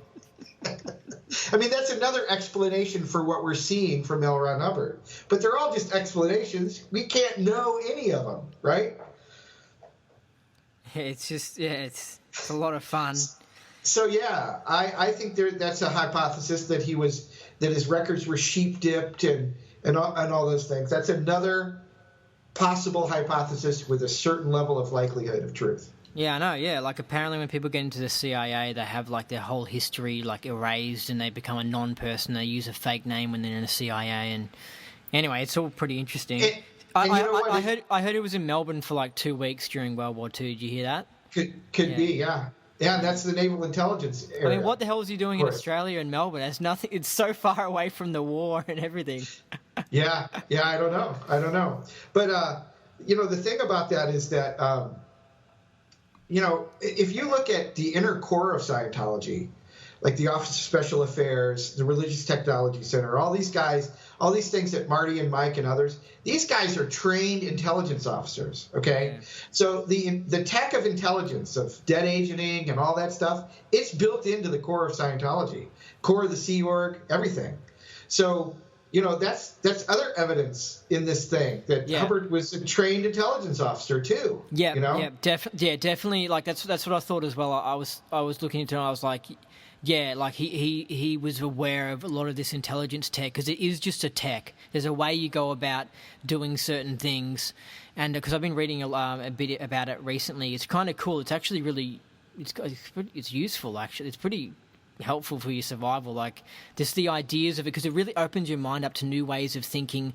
Like ones naturally think very shifty, and if you're not naturally one toned, when you study intelligence training, you start opening up your mind to this shifty way of approaching and thinking about things in life. And anyway, but I noticed that Scientology had a lot, like Hubbard stuff had a lot of this information in it. So I thought, I wouldn't be surprised if he really knew a lot of the intelligence stuff. See, there's evidence for it.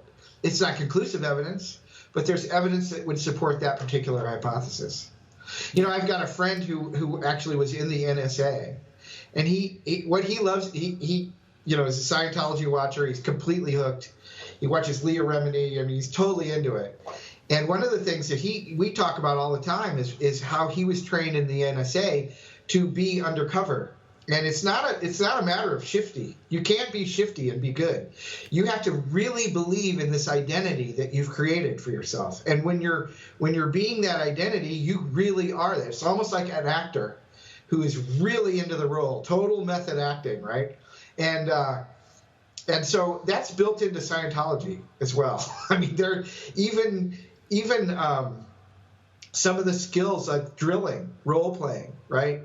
Being the PC. I mean, it's all throughout all this. And you can take a viewpoint that sees it all this way, right? That it's all just a big intelligence operation, or you can see that it's all just a big con, right? Or you can see that it's all just a big hypnotherapy, Freudian hypnotherapy thing. It just depends on what viewpoint you assume. And so, and what you choose to believe. So if it enhances your well-being and the well-being of others, then that would be a good belief to have, whichever one you choose, because you're never going to know the truth. That's the thing. You're just never going to know the truth. When I was a Scientologist, I thought you could. I thought you could know the truth. And then as an ex-Scientologist, I thought I did know the truth. And now I know I don't know the truth about shit. So I think it's sort of part of the game, I guess. If you could really know the truth about everything, there would be no experience. You know what I mean? So I think it's, and you wouldn't be able to construct your own life the way you want it to be constructed, as long as you don't have beliefs that actually go against the laws of physics, go against actual, realities. But use them in a way where your life is enhanced and the lives of others are enhanced. Then these are good beliefs to have. And there is a form of Scientology that is a good belief. It is good to believe in it. And that's another reason why I reached out to you, because I believe that's what you're trying to do too, is to create a non-abusive form of Scientology. Yeah, well, it's just morally, like I could never go along with hard sell. I couldn't. Yeah. I just couldn't really do it. It's just like, I can read Hubbard's tech, and to me, hard sells be keen, try and make it happen. But it's not like get someone into all this credit card debt. Like that's to me. Like I think a lot of people would interpret the tech in their own way and bastardize it, basically. There's that. And then there's a good aspect of that too. Like, some of the things that Hubbard said to do, like invade people's privacy, right? That's a Div 6 policy on invading people's privacy. And so you can say, okay, I'm going to invade a person's privacy in that I'm going to talk about intimate details of his life, or you can say, I'm going to invade his privacy by stealing his wallet, taking out his credit cards, and checking him out on, credit reports and all these other things. I mean, there is an abusive form of Hubbard's policy, and then there's a legitimate form as a therapist in invading people's privacy. Yeah. And that if you can find a group of people who are dead set against making sure that things don't get abusive, that the interpretations of Hubbard's tech and policy is not abusive, that it's for the interests of the PC, not for the interests of the organization, right? Because that's really where most of the abuse comes from. Like, for instance, confessionals and security checking. You went up to grade 4, right? So you did grade 2. Yeah. And some of the best wins I had in my life were from confessionals. But they were confessionals that were for my own self-interests, and it had nothing to do with the interests of the church. I also had confessionals that were for the interests of the church, and they were the worst things that I've ever terrible, experienced. aren't they? Yeah, they really key you in. Yeah, and that's what they're meant to do. They're meant to do that. Yeah. And that's the black Scientology that the church actually does do a lot of. Yes, a lot of it. But only at Sea Org installations. This is the other thing. Yeah, exactly, yeah. You get out in missions in the middle of the cornfields, or an org far away from a Sea Org installation, and you get real people who are just trying to help people. That's all. Yeah. And they would never do anything like that. And that's the majority of Scientology. This is what needs to be understood. Sea Org members are a very small fragment of Scientologists. And I think it's reforming. Like, I honestly think GAT2 was an improvement on GAT1. I don't think it's still standard tech, but I think it's definitely an improvement. Like, they fixed up the vitamins on the Purif, and they made everyone go to 5,000 niacin, which I think was a good idea.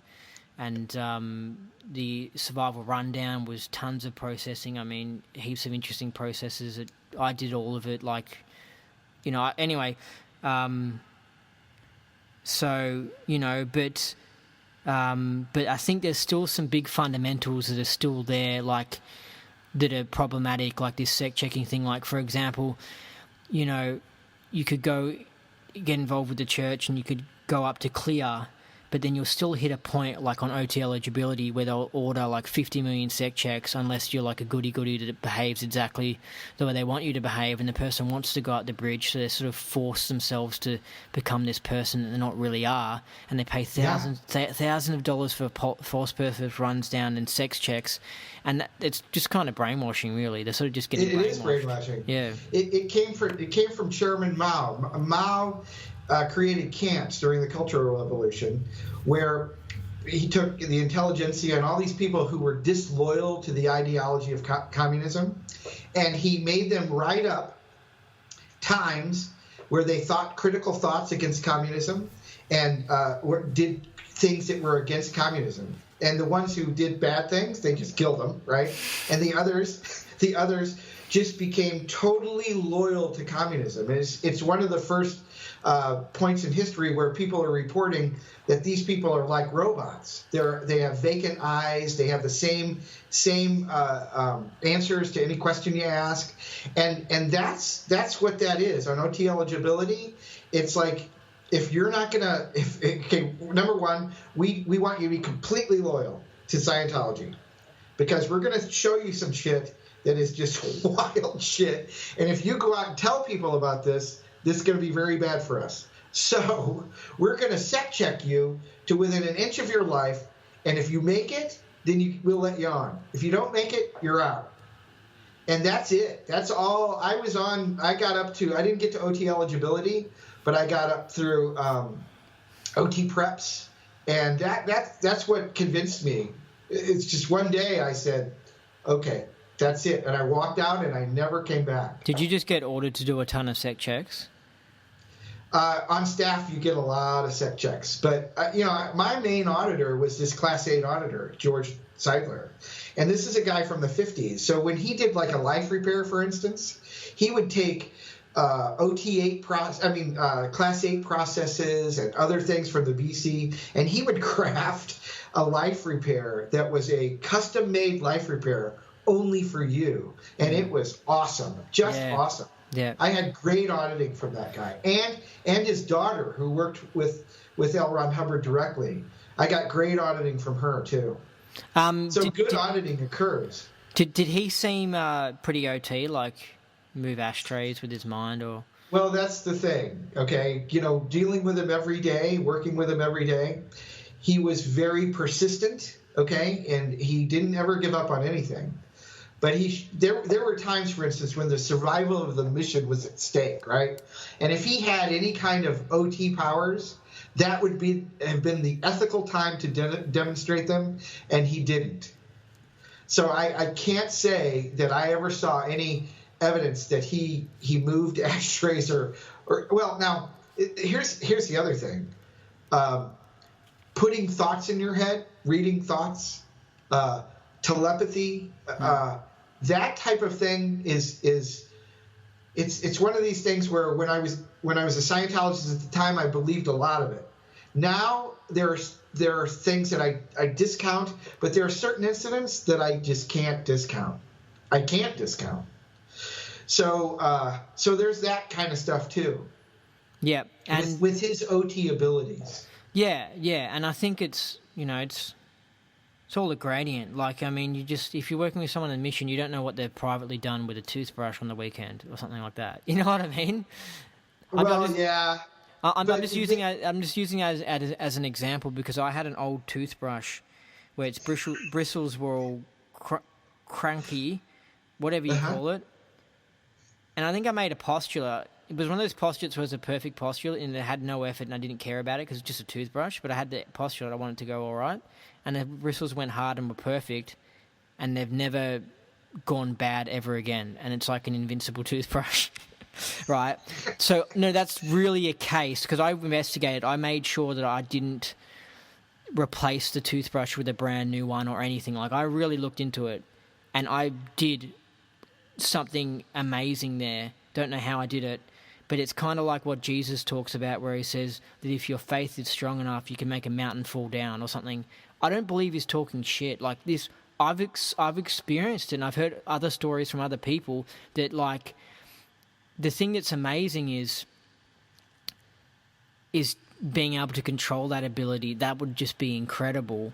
But, this stuff happens, It can, and there are things that I've experienced that I cannot explain. And back when I was a bitter ex, I would have that's just this, or I was delusioned, I was brainwashed, false memory syndrome. Yeah, right.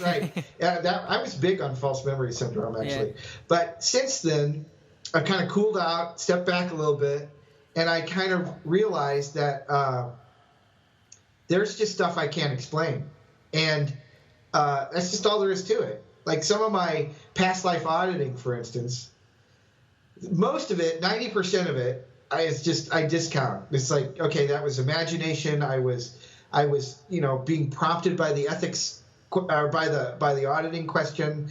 I was doing something there that was more involved in me giving the right answer than giving the true answer, right? But there are a few incidents that are completely, I cannot explain them. They make total sense to me. I think they were past life incidents. I just do. And I can't deny it. And I'm not going to deny it. I'm just not going to. Why are there incidences that you don't believe were real incidences? Well, because I've also studied hypnosis and I've studied a lot of technology about the mind where you can implant a suggestion and the person will assume it, right, without thinking, and then just go with it. And he'll think it's his own thought, when in fact it wasn't his own thought. That's also true. That is a phenomenon with human beings that's also true. So how would that work in a session, for example?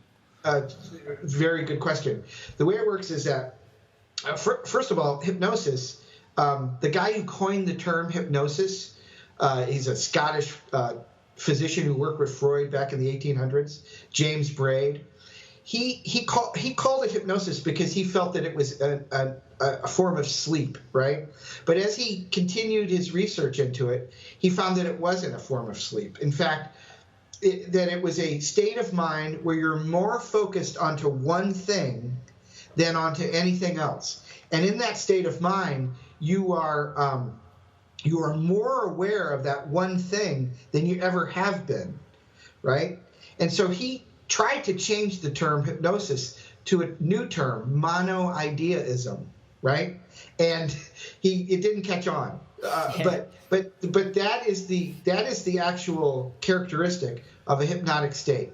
So when you go into an auditing session and the auditor asks you one question, right? Model session, right?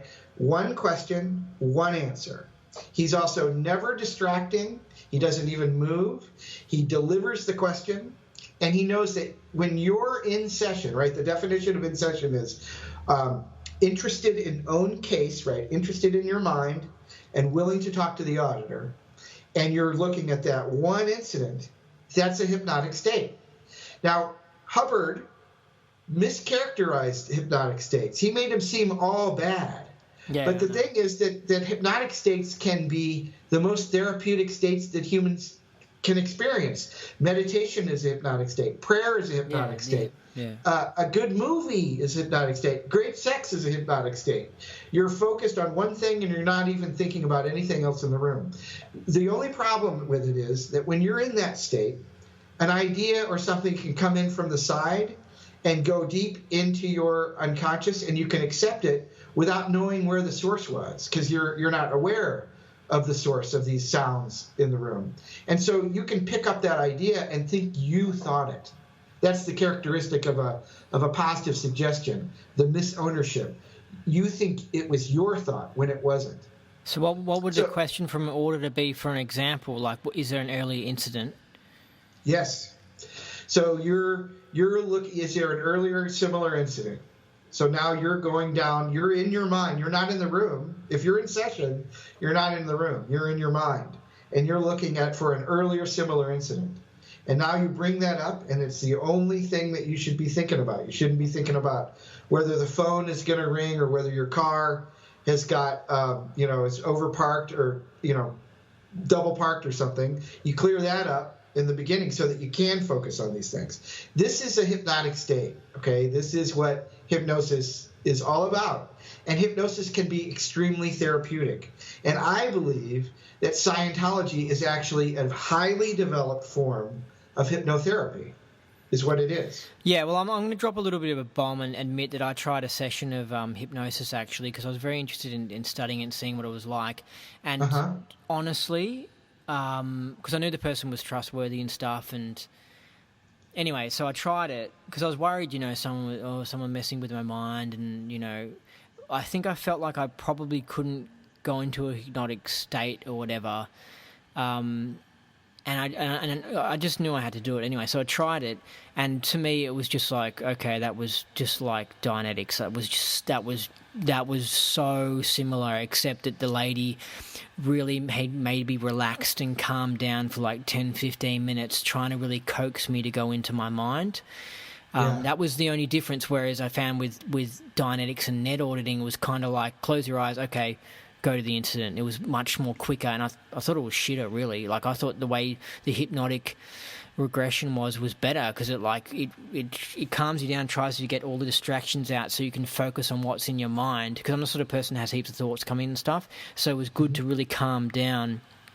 And I ran an incident in the hypnotic session, and we didn't do the thing where they go over it again and again and again like in Dianetics. It was more like going over it once, and then you make a posture like, you're all powerful, and this incident's not going to affect you anymore.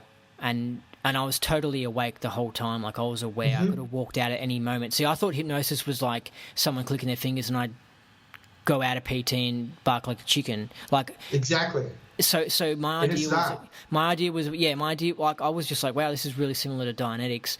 And I actually, when I ran the incident for the first time, I actually felt a proper somatic, because in my Dianetics auditing that I tried, I'd never really felt a proper somatic. And the reason why I was able to feel this proper somatic was because we actually slowly went into the incident, and the therapy person really helped me to go into the incident and travel on the time track and experience it. And it was kind of cool. It Yeah, is. and I got wins from it. Like, it was fine, and so I mean, I guess when I think Hubbard bashes hypnotism and that sort of stuff, I think he's more putting down the stage hypnotist that makes people bark like a chicken, and the evil psych that does pain drug hypnosis and like uses it to brainwash people, and there's a whole bad side to it. You know what I mean? But there is a good side to hypnotic regression therapy, and I've heard like 2-hour interviews of people who practice hypnotic regression therapy. They're not SPs. They talk about people's wins being just like people's wins from Dianetics. They talk about people going on the back track. One really interesting thing was I mentioned people going on the forward track, which was just like, what the hell?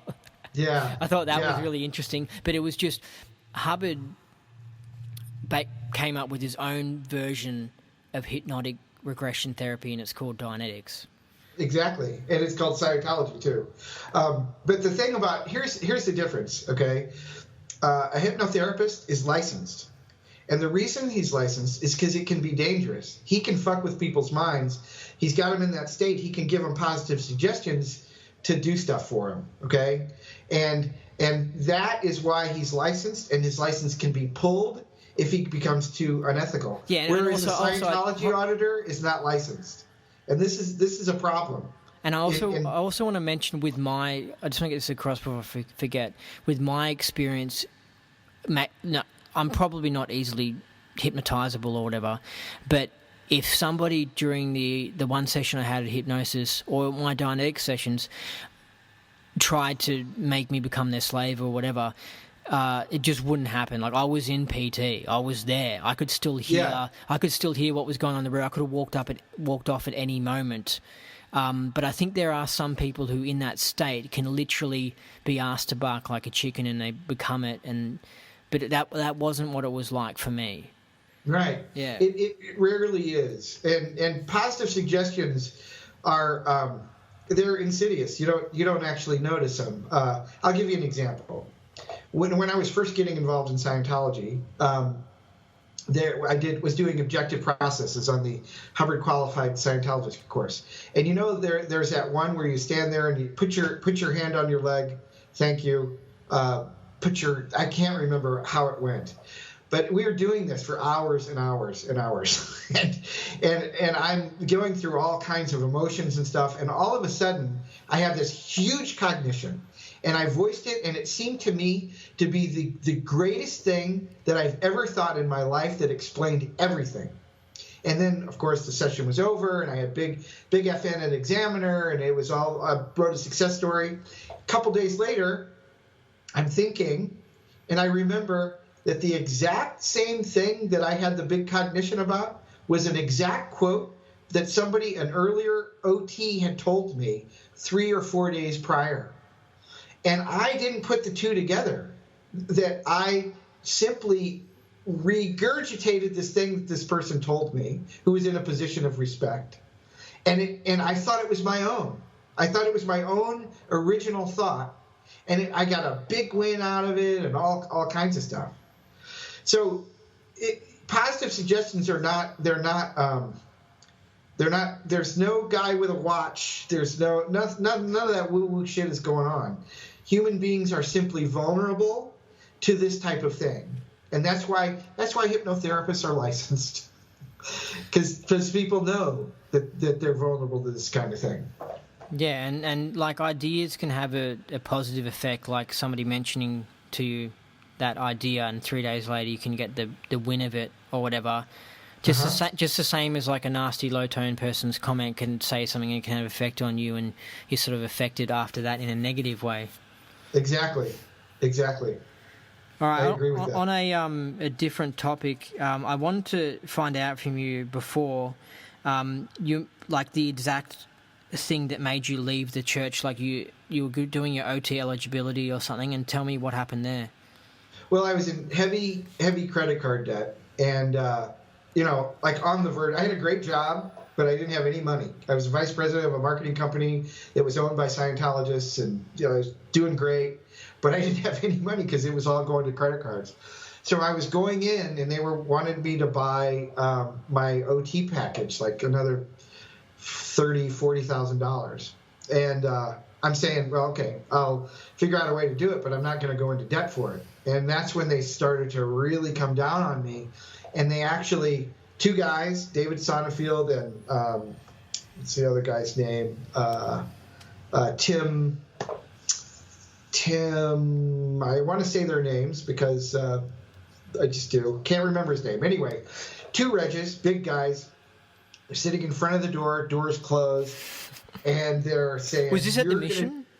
No, this is at the Advanced Organization of Los Angeles in LA. And so you're going to... we're going to open this credit card for you, and you're going to take out $30,000 to $40,000 of debt. You're going to pay for your OT levels, and then you're going to declare bankruptcy.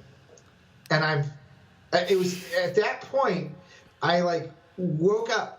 I actually said this. I said, look, I'm a clear. I've spent all this time coming up to clear, and I have self-determinism, and I'm not going to do this. Okay, hold on a second. Did they want to get you to declare bankruptcy so that you could write off these loans on the credit cards and not have to pay them back?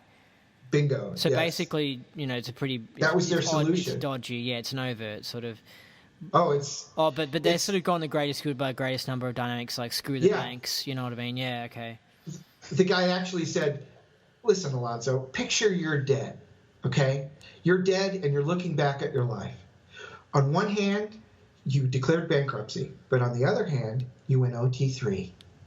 And I went, what? I mean, I really woke up at that point.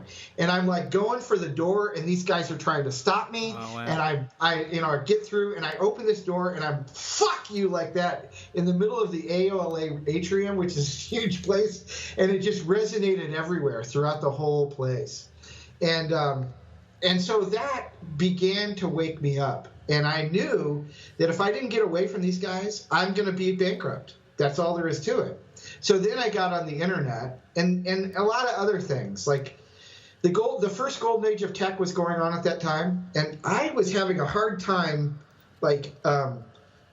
differentiating between Nazi youth, these guys that came back from golden age of tech in these fake sailor uniforms, 15, 16 years old, asking you about sexual things that you've done. I mean, it was just fanatical and crazy, and I couldn't reconcile this with a bridge to total freedom. So before GAT1, the staff weren't as Nazi?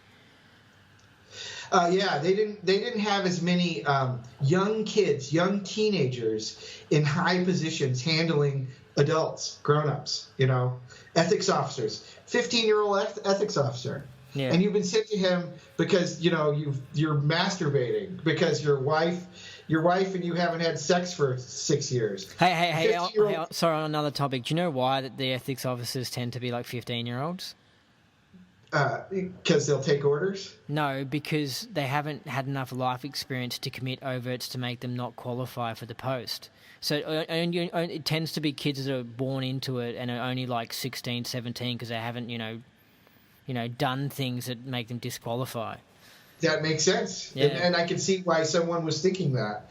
But the thing is that, ethics is reason, right? And you've got to be able to think and use judgment if you're an ethics officer. I've been an ethics officer. And if you've never had the experience of being married for 18 years and not having sex with your wife for like 3 years, that's a very common thing. But, so it happens. And because of Scientology's complete obsession with sex and masturbation and all this stuff, then a 15-year-old is going to sit there with a 48-year-old and tell him and talk to him about how he shouldn't be masturbating. And it's just, I know, it's so silly. It's fucking crazy. It's just so silly. I know. So that kind of thing, all of those outpoints just started to raise up, and I went on the internet and I started finding information that made so much sense. It explained all of this, and that I'd been denying myself, as a Scientologist. Have you tried any of the independent Scientology stuff? There was a time when I was talking to Alan Walter for a while. He gave me a process to do, which was kind of interesting. This is many years ago. And then there was also there's a form of Dianetics, what's it called? I can't remember. It was a Goldblum guy. I don't know. I did a session with them, but I'm kind of over that kind of stuff. I use meditation, right? And for me, there have been meditation sessions that are almost like Freudian psychoanalysis, where I'm going back into things that my mother did when I was 3 years old that I had no memories of. It's just, it comes up in a meditation session and it explains a bunch of stuff, and I get huge, what we would call case gain out of it. So I'm kind of onto that path now as far as a spiritual practice for me. And so what about other things you've tried? Well, I was an atheist for a while. I tried that. I was really funny. Yeah, and I also I studied a lot of Plato, and it's just funny that you can try. I don't know. I think it's after you've gone clear and all that sort of stuff. It's just funny how you could somehow try atheism. You know what I mean? Yeah. Quite the adventure. Like, I don't know how that's possible. Well, it's you're studying atheists and you're studying a scientific viewpoint. You're becoming scientifically literate, and you just begin to see that the messed universe is all there is. You just develop that viewpoint. And I could only do it for like a year and a half or 2 years. Just life became very gray and just unnecessarily constricted. I mean, it's just such a meager viewpoint. It's a really low-tone negative viewpoint, because I sort of used to have it before I got into Scientology, and it was just like, it just paints everything as just so crappy. You just die, and that's it. Yeah. And so then I studied a lot of Plato, and I would suggest anybody that's been involved in Scientology to listen to the audiobook for the Republic, for instance, because you get real philosophy there, and you also get kind of a worldview that's extremely spiritual. I mean, Plato gave logical arguments for the existence of God, for instance, and the immortality of the soul, and it's just amazing stuff. So I did that for a while. I was a pagan for a while, but now I'm just kind of a skeptic. Lately, skepticism is kind of my religion, believe it or not. Because when you begin to question your own beliefs, right, and the claims that you've accepted, you become kind of free. You don't get so militant and fanatical about a particular position, a political or religious position, and things get kind of peaceful and tranquil. And that's the actual purpose of skepticism, believe it or not, is not to be a sneering asshole. It's to be tranquil and to understand that we're human beings, and humans aren't really capable of knowing the truth of their own existence. Yeah, well, I realized that as well, because I was looking into the skeptics, and I was like, they're not actual proper skeptics. I'm a proper skeptic. You know what I mean? Like, these people are just gobbling up whatever mainstream science tells them when they don't even know. It's like, if they're questioning, they should be just questioning everything. You know? Exactly. They're just fake skeptics. They're fake everything. They're just one-ones. One-ones are just fake everything. Their whole tone is just fake. Yeah, and the way to describe it is a pseudo-skeptic. He has his own belief system, but he is skeptical about your belief system. He's never skeptical about his own belief system. And that's a pseudo-skeptic. A true skeptic is skeptical about your belief system and his own belief system. And he knows that human beings are just monkeys, and we're probably never going to get it. But if you keep questioning things, you'll get closer. And including and always questioning your own as well. It's harder, but it's even more important to question your own in the same way that you question somebody else's. And so that's lately, and that fits into Buddhism very well, by the way, because in Buddhism, their part of it is to be focused in meditation, but the other part is to analyze and to look at things that come up in your mind and inspect them in all kinds of ways and ask questions about them. And there's a whole logic in Buddhism as well. So being a skeptic and being a Buddhist are extremely compatible. And that's why I don't even call myself a Buddhist, because I'm skeptical of Buddhism. even.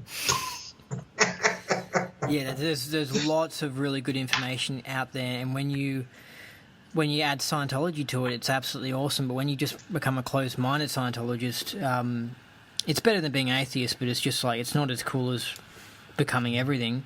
It's being open. Do you know what I thought? Like you were telling me how the Regis wanted you to get into debt and not pay it back. It's just interesting because it violates the way to happiness. So did you mention that, or did no one even think of that?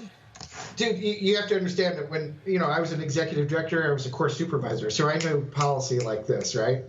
So they had policies. When they're giving me this, I opened it up to the finance series. I went right to the direct thing from LRH, and I showed it, and they just pushed it aside. What did it say? It was, never go into debt. In the finance series, never go into debt. Always save money. Never spend it. Never go into debt. Oh, and I'm pointing that right from LRH. Hold on. Was that written for Scientology churches to do that? Was it written? Yes. Okay, so they could argue that that's just for Scientology orgs and how they run, not for the public. Yeah, but they also have a course, the finance series course that I took, right? And that's for you to apply to your life. All of Scientology is for you to apply to your life, right? I know, that's what's funny, yeah. Yeah. So, it was bizarre. It woke me up. It was so incongruent. I said to them, look, man, I got into Scientology to win at life. Declaring bankruptcy is losing at life, So I didn't do it. And I woke up, and that's what started me on the road out. Within about 3 weeks, that was the time that I realized something while I was on course, and I just walked away and never went back. Yeah. And they called me, they sent people in on me, and then when I started criticizing them, you got fair game back when I was getting out. You got fair game just for saying typing the word Scientology on the internet, because serious? they were trying. Yeah, they were trying to enforce the copyrights back then. Yeah. And Scientology was a copyrighted word. So I got fired from my job. I had private investigators follow me. I had they tried to break up my family. They tried to do all kinds of stuff, which it just made me more I just became more energetic. Yeah, exactly. Yeah. It's just and they were following L. Ron Hubbard's policies. And his policies regarding criticism are really unworkable. They don't work. They make it worse. This is what's good about what's changed these days is that, it's not happening as much. Like, even a lot of the indies are not getting picked on for copyrights and that sort of stuff. It's good. I know. It's getting better. It's getting better. It's getting better. And I think as well when it comes to Hubbard's writings, although before each policy it's not written, it's like you have to assume, apply common sense when you read this, you stupid person. And then read Hubbard's thing. So it's like, if he says fair game, but obviously apply common sense with fair game. And if he says, hard sell, obviously apply common sense with hard sell. I feel like some people don't do everything with common sense, and so they read something and it just screws them up. Yeah, well, I don't know how much common sense that you could apply to fair game. If you really look at that and you look at what's been done to people, there's no common sense there, and nobody can apply fair game even with common sense. It's evil. What about me making fun of Chris Shelton and evaluating his case? That to me was sort of a bit of fair game. I wouldn't call it fair game. What I would call it is satire, which gets people questioning. Which shows that Chris can also be questioned, that he can also be spoofed, and that we're all not so freaking serious here, okay? And that's important for everyone to remember, to me, in my opinion. Yeah, but it was that, but it was also me going, hold on, okay, this guy's low-toned, this guy's not good, I don't like what he's doing, he's not helping humanity. His fair game, and even though it was a light-hearted version, it was still going, okay, I'm evaluating. He's out of balance. He is acting like a woman. He's a 1-1. He's just, you know what I mean. Whereas with someone else, I wouldn't do that. You know what I mean? Okay. For me, I was doing fair game on him. I was just going, you know what? honest people have rights. He doesn't have rights. You know. Well, I would disagree with honest people have rights and somebody else. Everyone has rights. The word inalienable, right, means cannot be given and taken away, right? So rights, natural rights, you're born with them, right? And that's one thing in Scientology that I disagree with, that you can take somebody's rights away. To the degree that you were fair gaming him, that's the degree that it was mean. To the degree that you were just trying to question and trying to open up ideas and that kind of thing, that's the degree to which I think it was productive. Plus, it was funny. I'm sorry. Yeah. And I've taken a lot of hits for it, but I can't help it, man. It was funny. And I watched it again this morning, getting ready for this interview, and I'm still laughing about it. So, I'm sorry, but that's it. I like this shock of I just like the comments. I think they're just this shock of and some of the Chris Shelton lovers and stuff, the stuff that they write, like it's gold. He's got his own flying monkeys now, which is you've really made it as a critic when you have your own flying monkeys that go around to the various parts of the internet and try to shut people down for your guy, the guy that you're flying your monkeys for. It's just. Who runs the ex-Scientology message board on Facebook? Wait, no, sorry, the website. Yeah, the website, yeah. Yeah, it's based in Melbourne. It was started by a woman named Michelle Sterling, she was an auditor, pretty highly trained auditor at the Melbourne org. And she started in 2007. And it was basically the only place where ex-Scientologists could go and tell their stories, because at that time, Mike Rinder and Marty Rathbun were still in the church. Well, maybe, I guess Marty Rathbun had left, but Mike Rinder he was on the way out. They had intimidated pretty much all of the media, and so ex-Scientologists were not being interviewed about the abuses.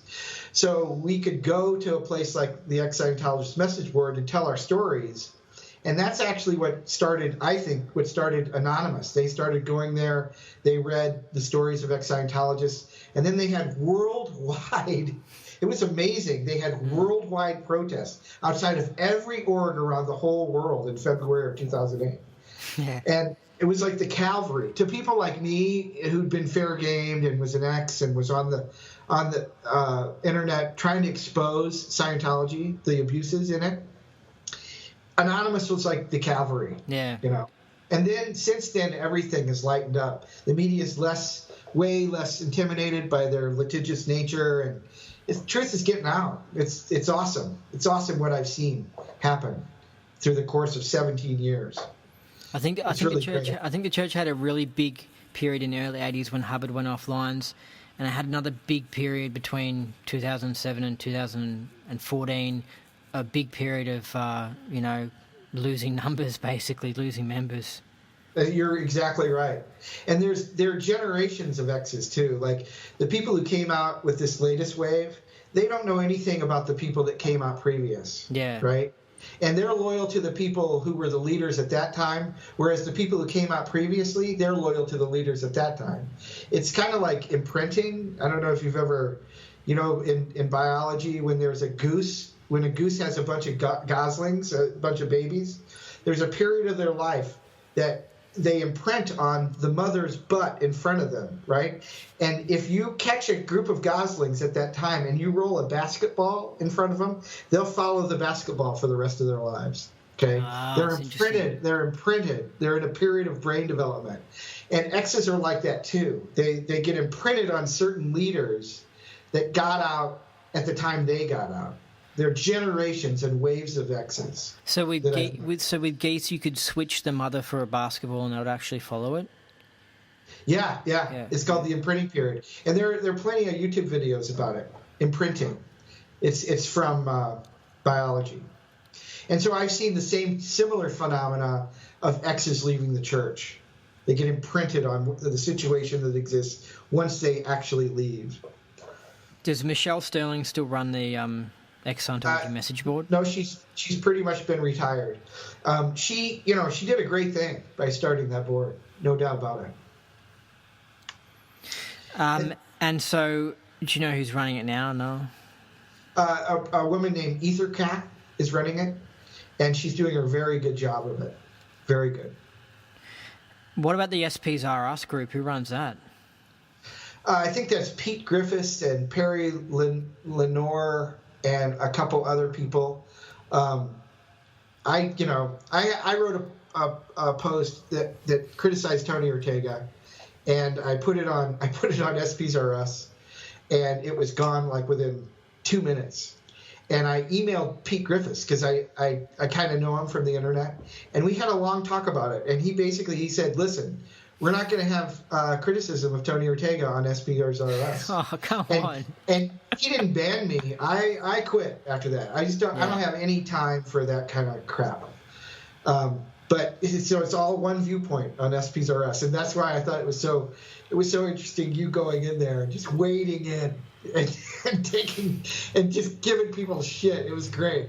Yeah, it's great. yeah. I love that kind of thing. You gotta keep that up, man. You gotta keep that social courage up. It's good. Yeah. And SPSRS, I was going to say something about. Oh yeah, so like they, as a group, like sort of low tone sort of Facebook group and that, and they've got one viewpoint, but they have got a happening Facebook group. You know what I mean? Like it's a happening regular. Like they've got a good thing going. You know. Yeah, it's going on. Yeah. Yeah. For sure. But I've done that. I've done all that, man. I just, same thing over and over, same viewpoint, same negative bullshit, same can't talk about the good, can't be who you used to be as a Scientologist. You have to deny all that about yourself. In fact, Pete Griffiths himself once, a couple months ago, he wrote a post, where he said that he'd lost his humanity as a Scientologist. Now, this guy's a very humane guy. Even as a negative X. But he's reinterpreting himself as a Scientologist, saying that he had no humanity. And I'm sorry, the people who got involved in Scientology got involved because they were extremely humane, and they wanted to help people, and they wanted to help the world. And they did. And so for you to reinterpret yourself as a Scientologist, after Scientology, as a person who had no humanity, that's not true. It's just not true. And so I wrote a post about it called Thinking the Worst of Yourself as a Scientologist, because that happens with exes. Yeah, and some of the church members in the Indies and some of the nicest people just going around, like, because there's people who do other practices and I'm for them and stuff, but some of them, they have more of an attitude of not really being cause, and they're more of a, let things sort of happen and those sort of things. And it's kind of like, but you got to go in there and actually do something. Like when Hubbard was around, he actually physically went and did shit. When Jesus was around, he actually physically went and started preaching to the disciples, telling them, go, we're setting up this whole thing, you know what I mean? And he was going in there, and he wasn't just sitting praying all the time. You know what I mean? Yeah. If just sitting and praying and putting out positive thoughts the whole time worked, then they would be doing that, and we would just be doing that. But you have to actually put pedal to the metal, as well as doing a spiritual advancement and stuff. But there's this sort of idea amongst, the sort of squirrel practices or whatever, that like it's too casual. It can be. So do you have like a independent practitioner or a group that you belong to? You're actually practicing? Member of the Association of Professional Independent Scientologists. Okay.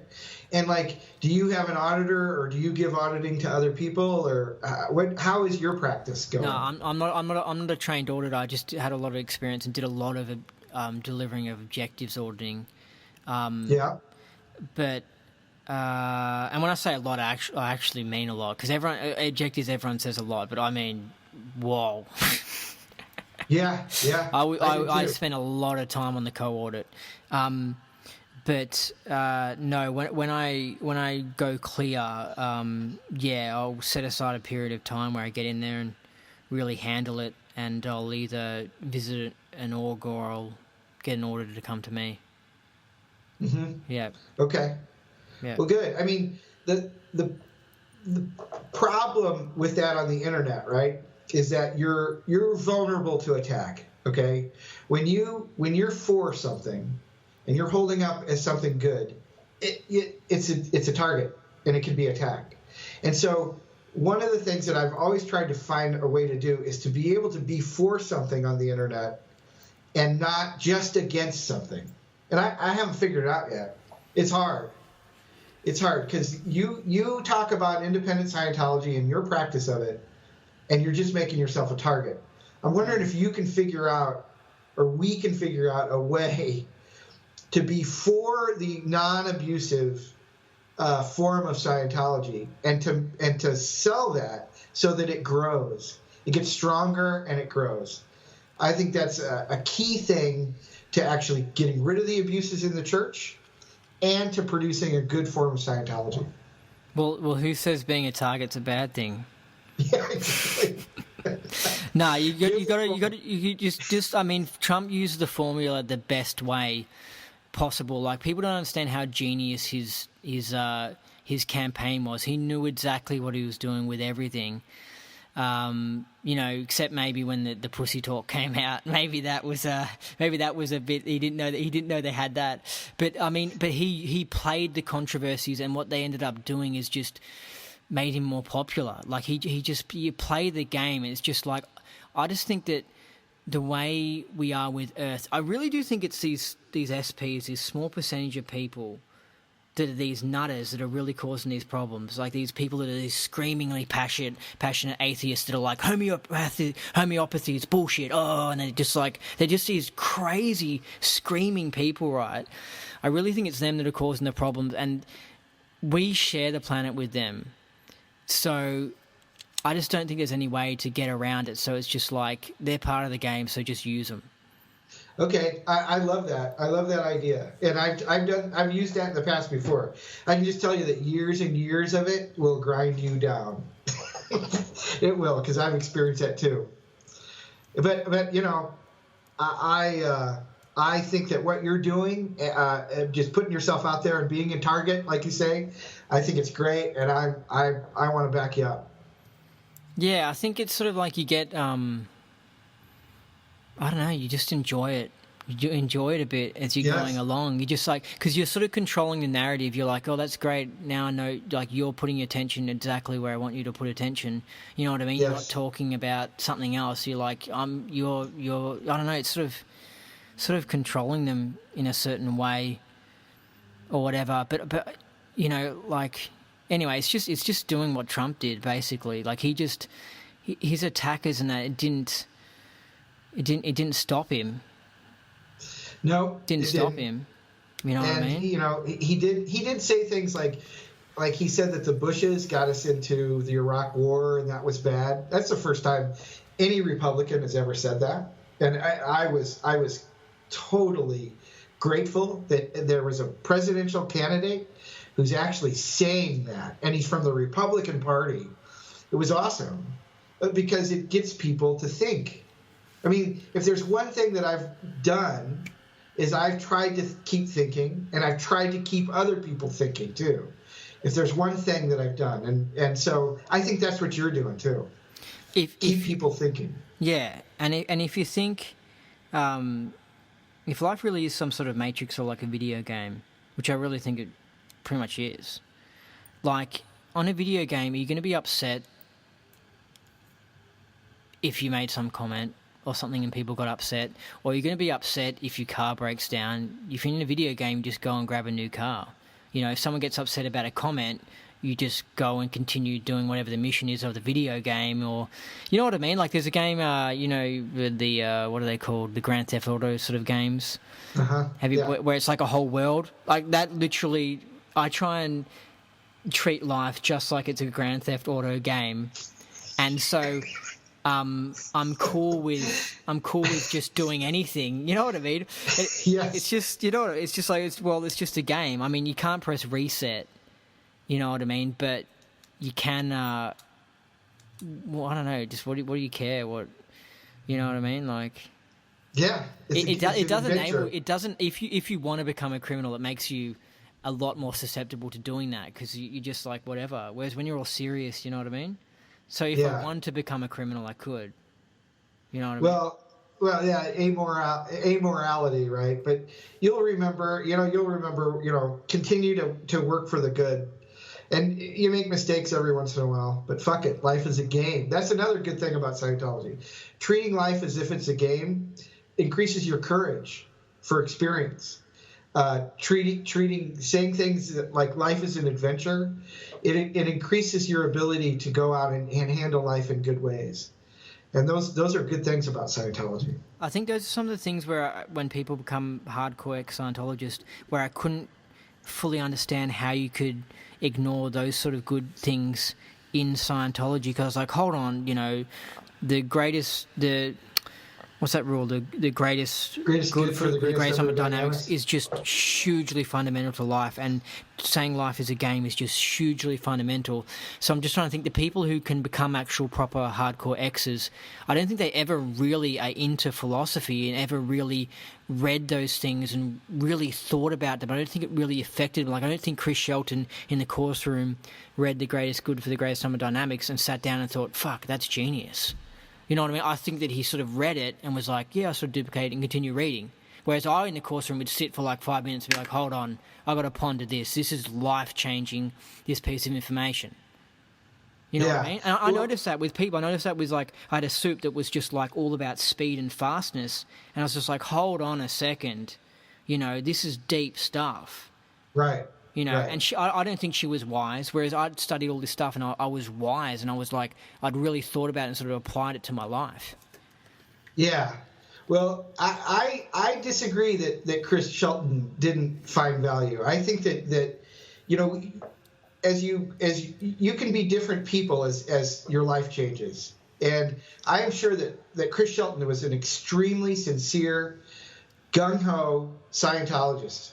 And he really believed in the greatest good for greatest number of dynamics. Sincerely thought it was very profound.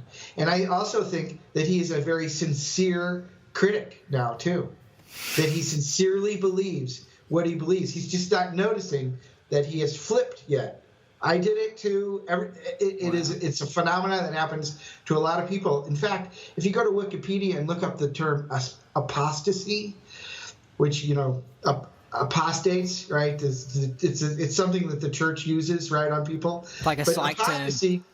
Yeah, apostasy is something that's gone on for thousands of years, and that Wikipedia article will describe Chris Shelton to a T, man, and me as well. When I was being this big negative X, there is this phenomena of apostasy that a person can go through after his whole life has been destroyed because his religion fell apart on him, right? His religion would betray him, all the ideals that he had.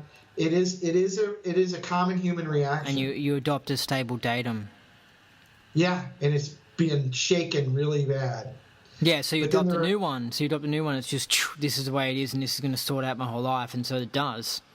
Yeah, and see, skepticism is all about going around knocking out your own stable data all the time. Because that brings in new ways of seeing things and new ideas that you couldn't consider before, while you were continually clinging to this one stable datum. And that's why I like it now. But who knows what I'm going to like next year? It'll be completely different. It's time now for one of Andy's random questions. All right, you ready for it? All right. All right. Do you think it's okay to do Scientology and yoga? Does that violate KSW? It violates KSW, but it is okay to do it. I think the two can enhance each other. Yeah. See, because my interpretation of it is that you obviously in an auditing room, you're not going to be messing around with yoga, it's schooling. But in your private life, practicing yoga is totally fine, just like going to a homeopath or eating chicken or playing billiard pools. Yeah, it is. And, Hubbard had a very, very profound statement. The logics, right? The Scientology logics. Logic number 8 is you can only understand a datum if you compare it to another datum of comparable magnitude. That is how it's written, right? Well, when you study Scientology and then you also study yoga, for instance, you get data of comparable magnitude. And it puts them into context, and it can be very good for you. I think he came up with that whole, mixing practices thing because there was a bit, he had to make money. He had to make money. We had all these orgs. He had to keep the lights on, all this stuff, and he didn't want people leaving and finding other things. Unfortunately, the way Hubbard set up Scientology was as a business that had to keep making money, and that system had a corrupting effect on Scientology, the practice of it, I think. So you think it's not a violation of KSW? You do. You do think it's a violation? Yeah, when you read Hubbard's writing, it is a violation of KSW, but I think you should do it. I disagree but I disagree with your interpretation of KSW. All right, what's yours? Well, that he's saying don't squirrel. He's saying to the auditors, don't go in the chair and bring gems into the course room and do meditations into the auditing session rooms, and don't ask them to say a mantra. You do Scientology. Yeah. You don't mix practices. It's a definition of sort of mix, and I viewed mix as saying, tell me that incident and say a mantra at the same time, as opposed to, I don't see if Joe Blow on Tuesday night is doing yoga and then doing Scientology on Sunday. I don't see that as being a mix, but I do understand that it might cause problems in the CSing, and that you don't know about which win is coming from what, and so you know what I mean. Like I wouldn't do them at the same time, and if I was a CS, I would recommend not to do them at the same time because it just might cause problems. But I don't think that it's if you're off auditing lines for 6 months and you go have an adventure with yoga, I don't think that's actually violating KSW. Okay, that's a good point, and I would agree with you. I think that, when you adopt an ideology, it starts to do your own thinking for you, right? You lose judgment. You only what does the policy state? You only think with that, and you throw your own judgment out. And so I think that the people who are saying that mixing practices are trying to apply the words on a page, and your point, actually, I accept your point. You made a very good example. I'll accept that. Well, the problem with it is if it is the hardcore fanatical Sea Org idea of it, then that means that they're effectively saying goodbye all self-help, goodbye all other religions. It literally just is Scientology and the medical industry when you got a broken arm, because Hubbard said it's okay to go to a doctor if you got a broken arm. Right. That's it. That's right. Literally it. And so that's crazy. Like, you can't have that. The whole world wouldn't function. Exactly, and that's like a meager viewpoint, like atheism, right? It's just so tunnel visioned onto Scientology and only the writings of L. Ron Hubbard that your life goes gray. I've tried that too as a Scientologist, to just be 100% pinheaded fanatic standard tech. It's just, there's no fun. You can't have any fun at anything, and it's just too serious. Yeah, way too serious. Just trying to remember. That's one win I haven't really gotten from Scientology's memory. I think it's gotten a little bit better, but I want to be a lot quicker with the memory. But oh well, it's gone. That's just, I had something interesting to talk about. So you do think someone should do Scientology? I think that the non-abusive form of it, yeah. Okay. The independent form that's not in the church. The non-Sea Org form. It's just the Sea Org is just. I totally agree. I noticed it when I was in. I was like, it's actually the Sea Org that the huge problem. You know what I mean? It's the Sea Org. You know? Yeah, it's very clear when you start in a little mission out in the middle of the cornfields and there's no Sea Org anywhere. Yeah. And then they introduce themselves. You can see everything going crazy. Yeah. And then you look at all the stories of abuse, and they're all mostly Sea Org members. And the most abuse is at the very top. Yeah. It's just the Sea Org emanates the abuse in Scientology. Yeah.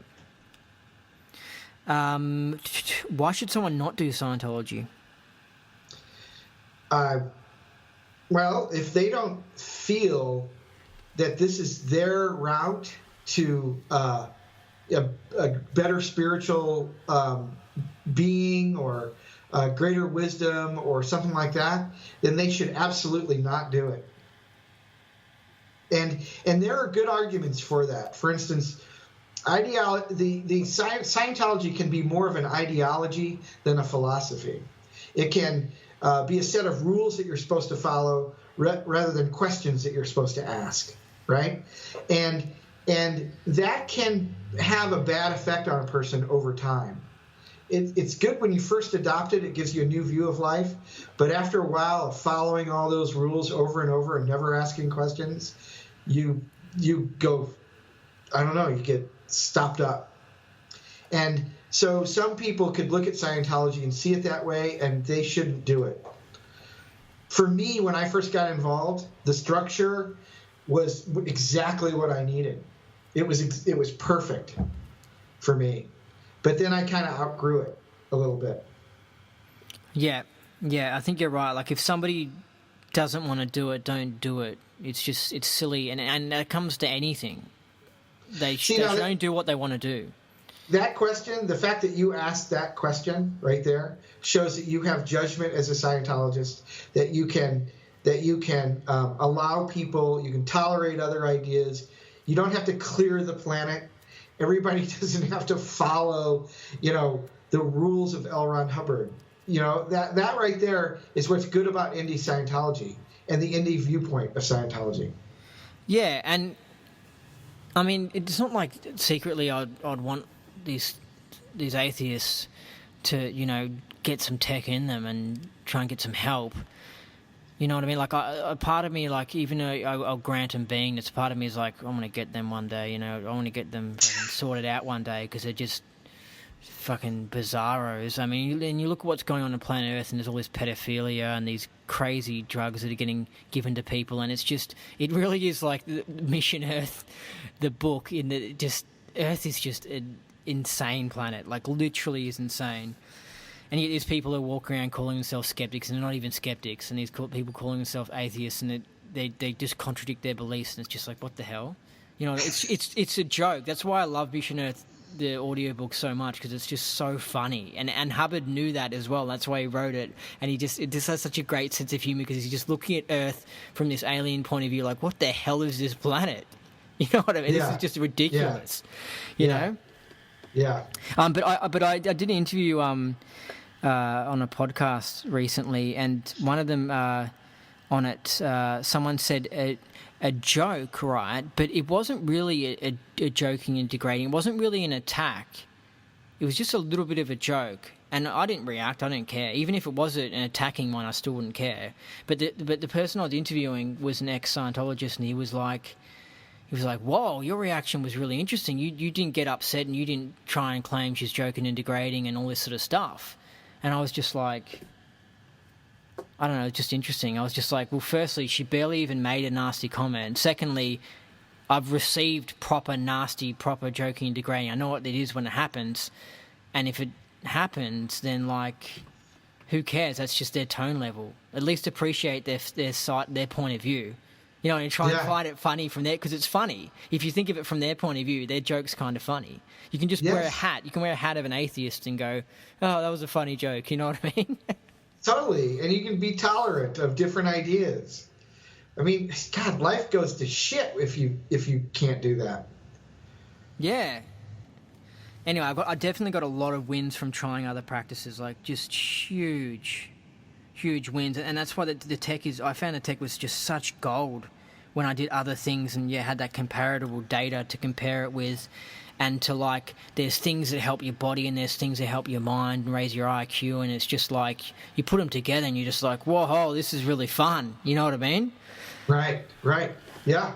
That is the good thing about it.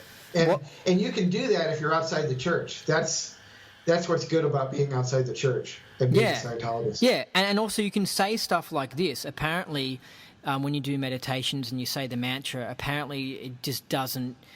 It can lead to problems with your auditing, right? So personally, I wouldn't recommend it. I'm not really into it in general. I sort of tried it. It wasn't really my thing. I do more meditation where it's literally nothing. It's just almost like TR0, like you just sit there. And I got fantastic case gain from that. So I'm just like, well, why bother saying the mantra when you can just sit there? You know what I mean? Yeah, I don't use a mantra, by the way. I do it just like you say, but I listen to my breath. I watch my breath. That's it. Very simple. And so I heard the mantra thing was sort of bad for you. I don't know, somehow it just makes the auditing crapper. So Indies can sort of are more free to talk about these sort of things, and if someone wants to try it, then yeah, try it. But like, you might have to do some life repair after it or some shit. You know what I mean? It's just like, well, that's just how it is if you try it. But there's more freedom, whereas in the church it's kind of like, you can't bloody do meditation, you can't even think about it, you can't even entertain the thought of it. And the communication level is basically just a lot higher, and there's no fear. Like even someone like, Ralph Hilton is a bit cheeky. He mentioned something to me that was just like, about the higher level stuff, but he gave me good data. Like it was a good answer. It was a genuine, honest, from his opinion point of view. It was something about how the meditation affects the higher level stuff. Whereas in the church, it would be absolute no. He wouldn't mention anything about the higher level stuff at all. So I'll be going along in a mystery like, well, how does meditation affect, you know what I mean? But Exactly. now can I hear someone's genuine viewpoint? It's like it was a good answer he gave me, Right, and you've got the information you need to make an informed decision about it. In the church, it's all deleted. It's this huge mystery. The comm level is too low. The comm level is just way too low. Yeah, it is. I can also tell you that, like, Buddhist meditation and body thetans, right? Yeah. In Buddhist meditation, like, you can get it, like, for instance, one great thing to do in meditation is you're sitting there and you're meditating and you get an itch right on your arm and you don't scratch it.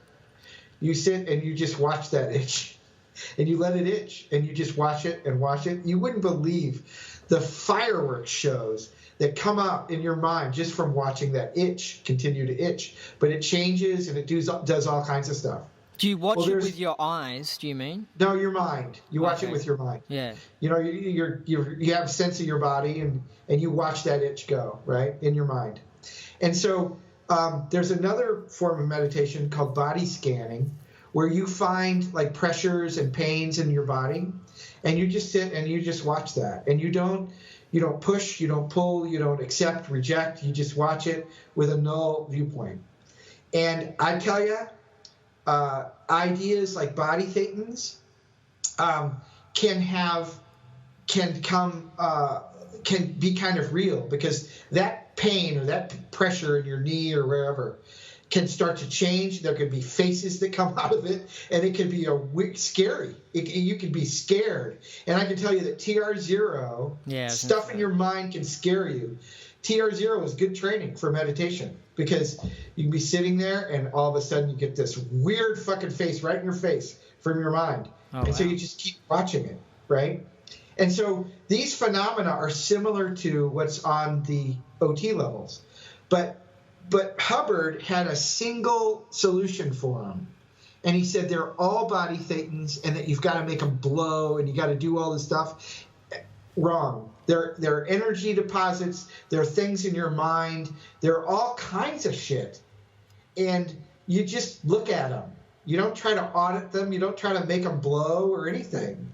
And an incredible amount of case gain can come from that aspect of Buddhist meditation. So I don't know what Ralph was saying, but there are similarities between what's happening on the OT levels and what happens in meditation. I have just a much wider view of it. It's just like Hubbard's solutions for it, I think, are actually wrong. Well, what was I going to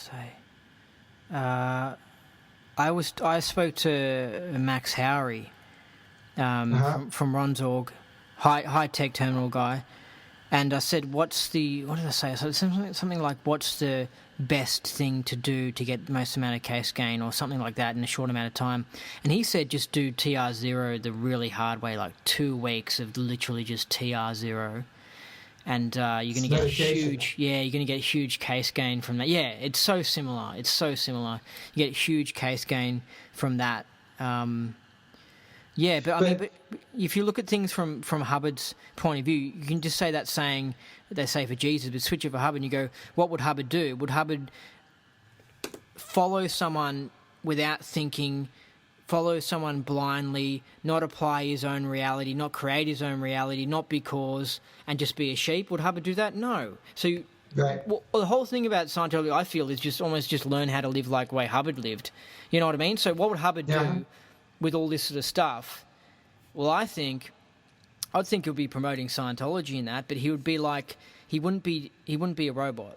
You know what I mean? Yeah. Yeah. Yeah. He'll probably have his own indie org right now. Let's say he's reincarnated or whatever, he has his own indie org, finding his own truth and promoting his own thing, playing his own game. You know what I mean? Not some slave in someone else's game. And I can tell you that in the early 50s, that was his attitude. His whole thing, because I knew guys, there's the mission holder and all his friends used to show up. There's a guy, can't remember his name. He was an actor on The Secret Storm, and he was also on the first Philadelphia doctorate course. And these guys' attitude about Scientology is, you become a swashbuckling hero using Scientology.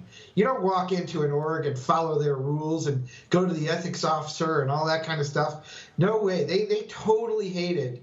I can't say George did, but George's friends, they were like Phil Spickler. You've heard of Phil Spickler? Yeah. He was a friend of George's, right? And they actually, that's how they saw Scientology. Not this rules thing with Sea Org members screaming at you. They wouldn't take a Sea Org member screaming at them for 5 seconds, man.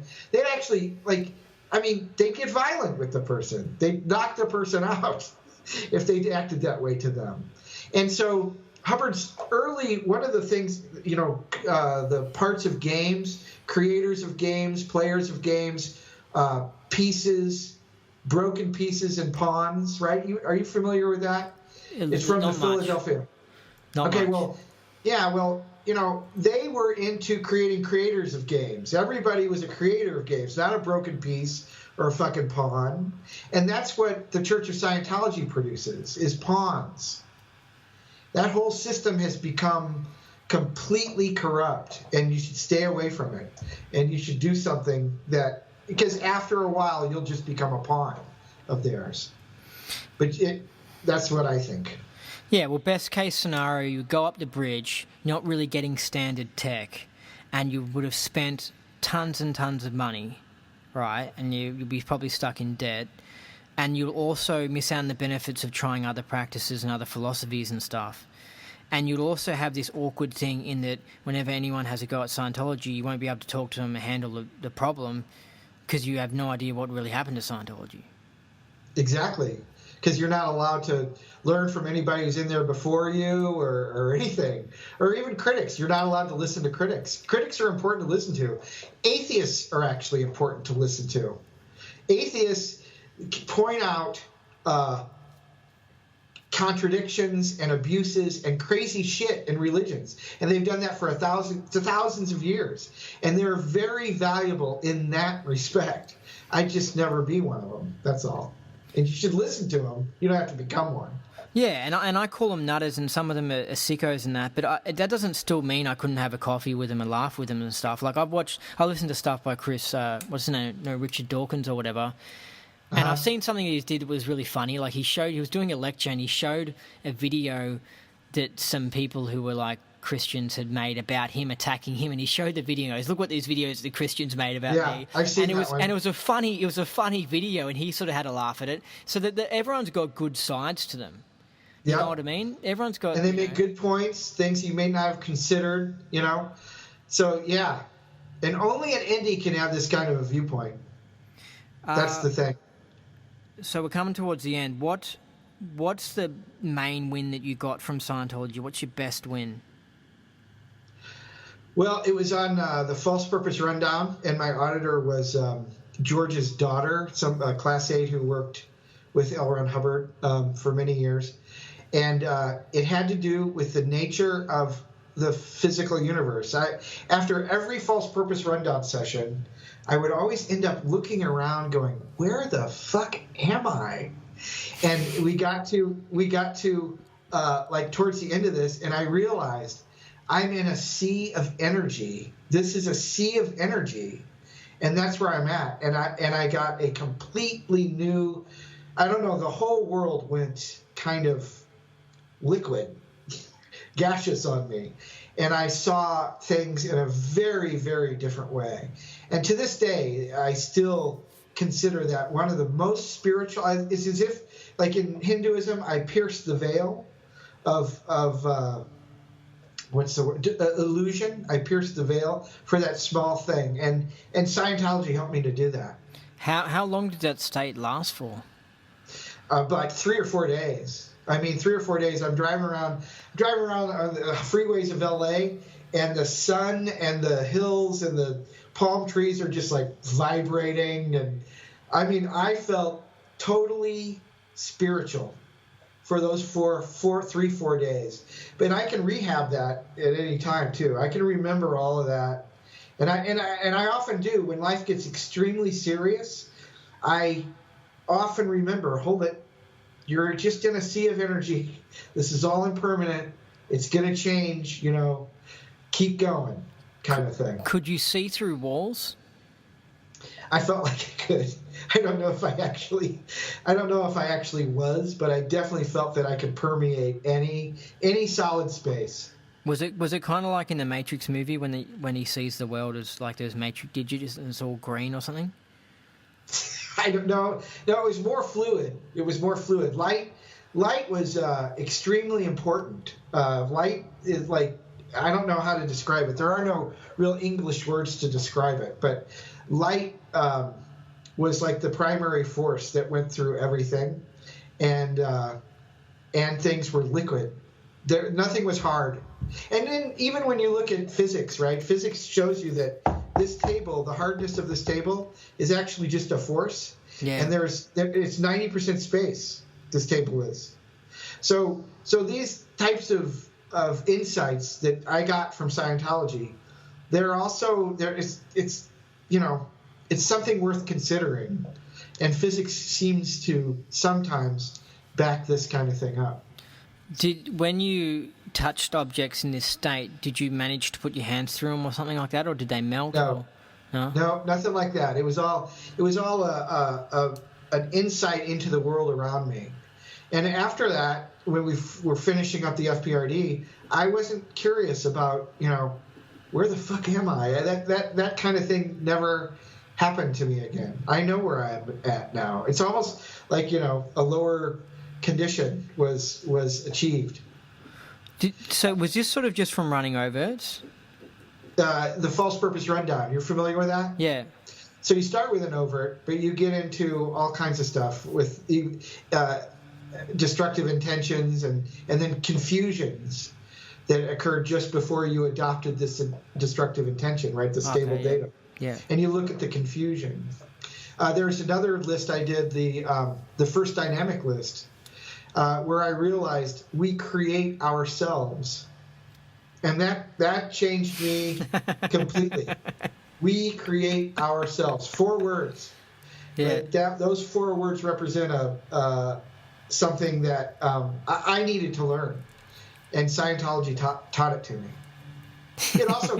It was also one of the things that got me out of the church, by the way. Oh yeah. That realization, we create ourselves. That's the realization I had sitting in the course room, where I picked up my meter, picked up my books, and left and never came back. Because I realized that Scientologists in the church, that was a beingness, that was a self that was controlled by other people. Yeah. And I said, fuck this. Yeah. I'm not creating this self anymore. So I created another self. Yeah, and the thing that people really have to realize is they cause things. I know that, the CEO can brainwash you or whatever and tell you these ideas and try and control you, but at the end of the day, it's really all up to you. You know what I mean? It is. It's really, stop putting blame on other people. It's like, at the end of the day, you're agreeing with these things. Rarely is there actually a situation where you actually got a gun to your head. Rarely. Correct. Really. And rarely. you're right. That is if that's never been tested, if you've never been in a situation where your whole group, right, is coming down on you and making you do something, you can go into a phase of thinking about that where it was all their fault. Yeah. And it's really, really hard to go, wait a minute, in the end, I decided to do this. Like, in the end, all my credit card debt, I'm the one who did all that. Yeah, yeah. I can't, they pressured me to do it, but in the end, I did it. Yeah. And for a while, for many years, it was hard for me to accept that about myself. I'm the one who almost drove myself to bankruptcy, not them. Yeah. And it was hard. It was hard. I wanted to blame them for it. And there's a lot of stuff like that in an X mindset. And you know, here's the thing that's worse. The church will say that to you to get you to try to shut up as a critic, right? They'll say, in the end, it's you're the one who took out all that credit card debt, and you don't want to take on what they're saying is true, but they're just trying to shut you up with it, and you don't want to accept that. You want to keep going, right? So there's all this stuff that happens that you got to run out. You have to years and years of running all this stuff out. Pretty soon you get yourself back, even after being a bitter ex. You get yourself back. Yeah. So if people want to see some of these videos, you funny ones you've made, you've got them on your blog, do you? Yeah, I got them on my blog and I got them on my YouTube channel, and I'm not, you know, I'm still practicing. I use After Effects. I'm practicing with templates like that. I'm going to get better. I swear to God, all my videos are going to get better. I swear. So how can they find you on YouTube? It's Alonzo's blog. All right, and the website's alonzosblog.com. Correct. Yep. Correct. And that's ALANZOSBLOG.com. Fantastic. Well, yeah. Well, it was good talking to you. Yeah, it was good talking to you too. I hope we meet up again. I'm definitely going to be following you, and if you get a bunch of haters come after you, I got your back, dude. Yeah. If anyone wants to have any fun, any indies want to have fun, just go on to the Chris Shelton video that I recently made and start getting involved. It was really funny as well. I even had my mum start commenting on it, and she doesn't even know how to use YouTube or YouTube comments, so she somehow just got an email from YouTube and started getting involved, and it's really... Oh, really? Yeah, it's really funny to see her comments, because she's like, what is OSA? And she called me up and she was like, I'm getting these messages from this thing, and what is this? I mean, who are these people I'm talking to? And it's just so funny. Yeah, it totally blew up. And every once in a while, that gets going, where somebody puts up a video, and then there's just this a bunch of people descend upon it, and there's this huge debate, and it's a bunch of fun. I love it, actually. Yeah, I love doing it. Yeah. All right, so Alan. Cool, man. Thanks for being on. Yeah, I'll see you later. Interviewing. All right, I'll see you. Have a good day. Bye. All right, so that was the interview with Alan Stanfield, and you can check out that at alonzosblog.com. It's quite interesting. I hope you like that interview. Now, it's that time. It's that time to end off. And we'll end off with a quote, as per usual. And this is an extract from the book Self-Analysis. Probably the most neglected friend you have is you.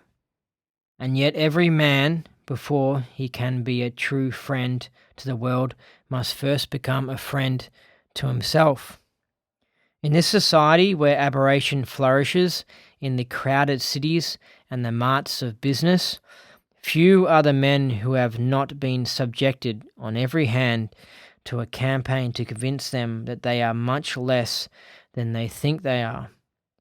You would fight anyone who said of your friends what is implied about you. It is time you fought for the best friend you will ever have, yourself. That's LIH. L. Ron Hubbard. A great quote. It's an extremely important idea that he's basically saying you've got to fight to be yourself and to be the best you can be. And that's, I guess, the whole point of Scientology. It's all about self-improvement, making you better. From my experiences and from what I've looked into and all that sort of stuff, there does seem to be a definite concerted effort by a small percentage of people who we share the planet with to cave us in, to make us smaller, to destroy us, to attack us. So that means you can't just sit around playing video games and do nothing. Sadly, you have to fight to stay alive. It's kind of like in the jungle, If you be lazy, another lion's going to come and eat you. So you've got to become a lion yourself and take on the world. It's quite a shame because it'll be great to just have fun all the time, but sadly with these people, they're in it to just to destroy you.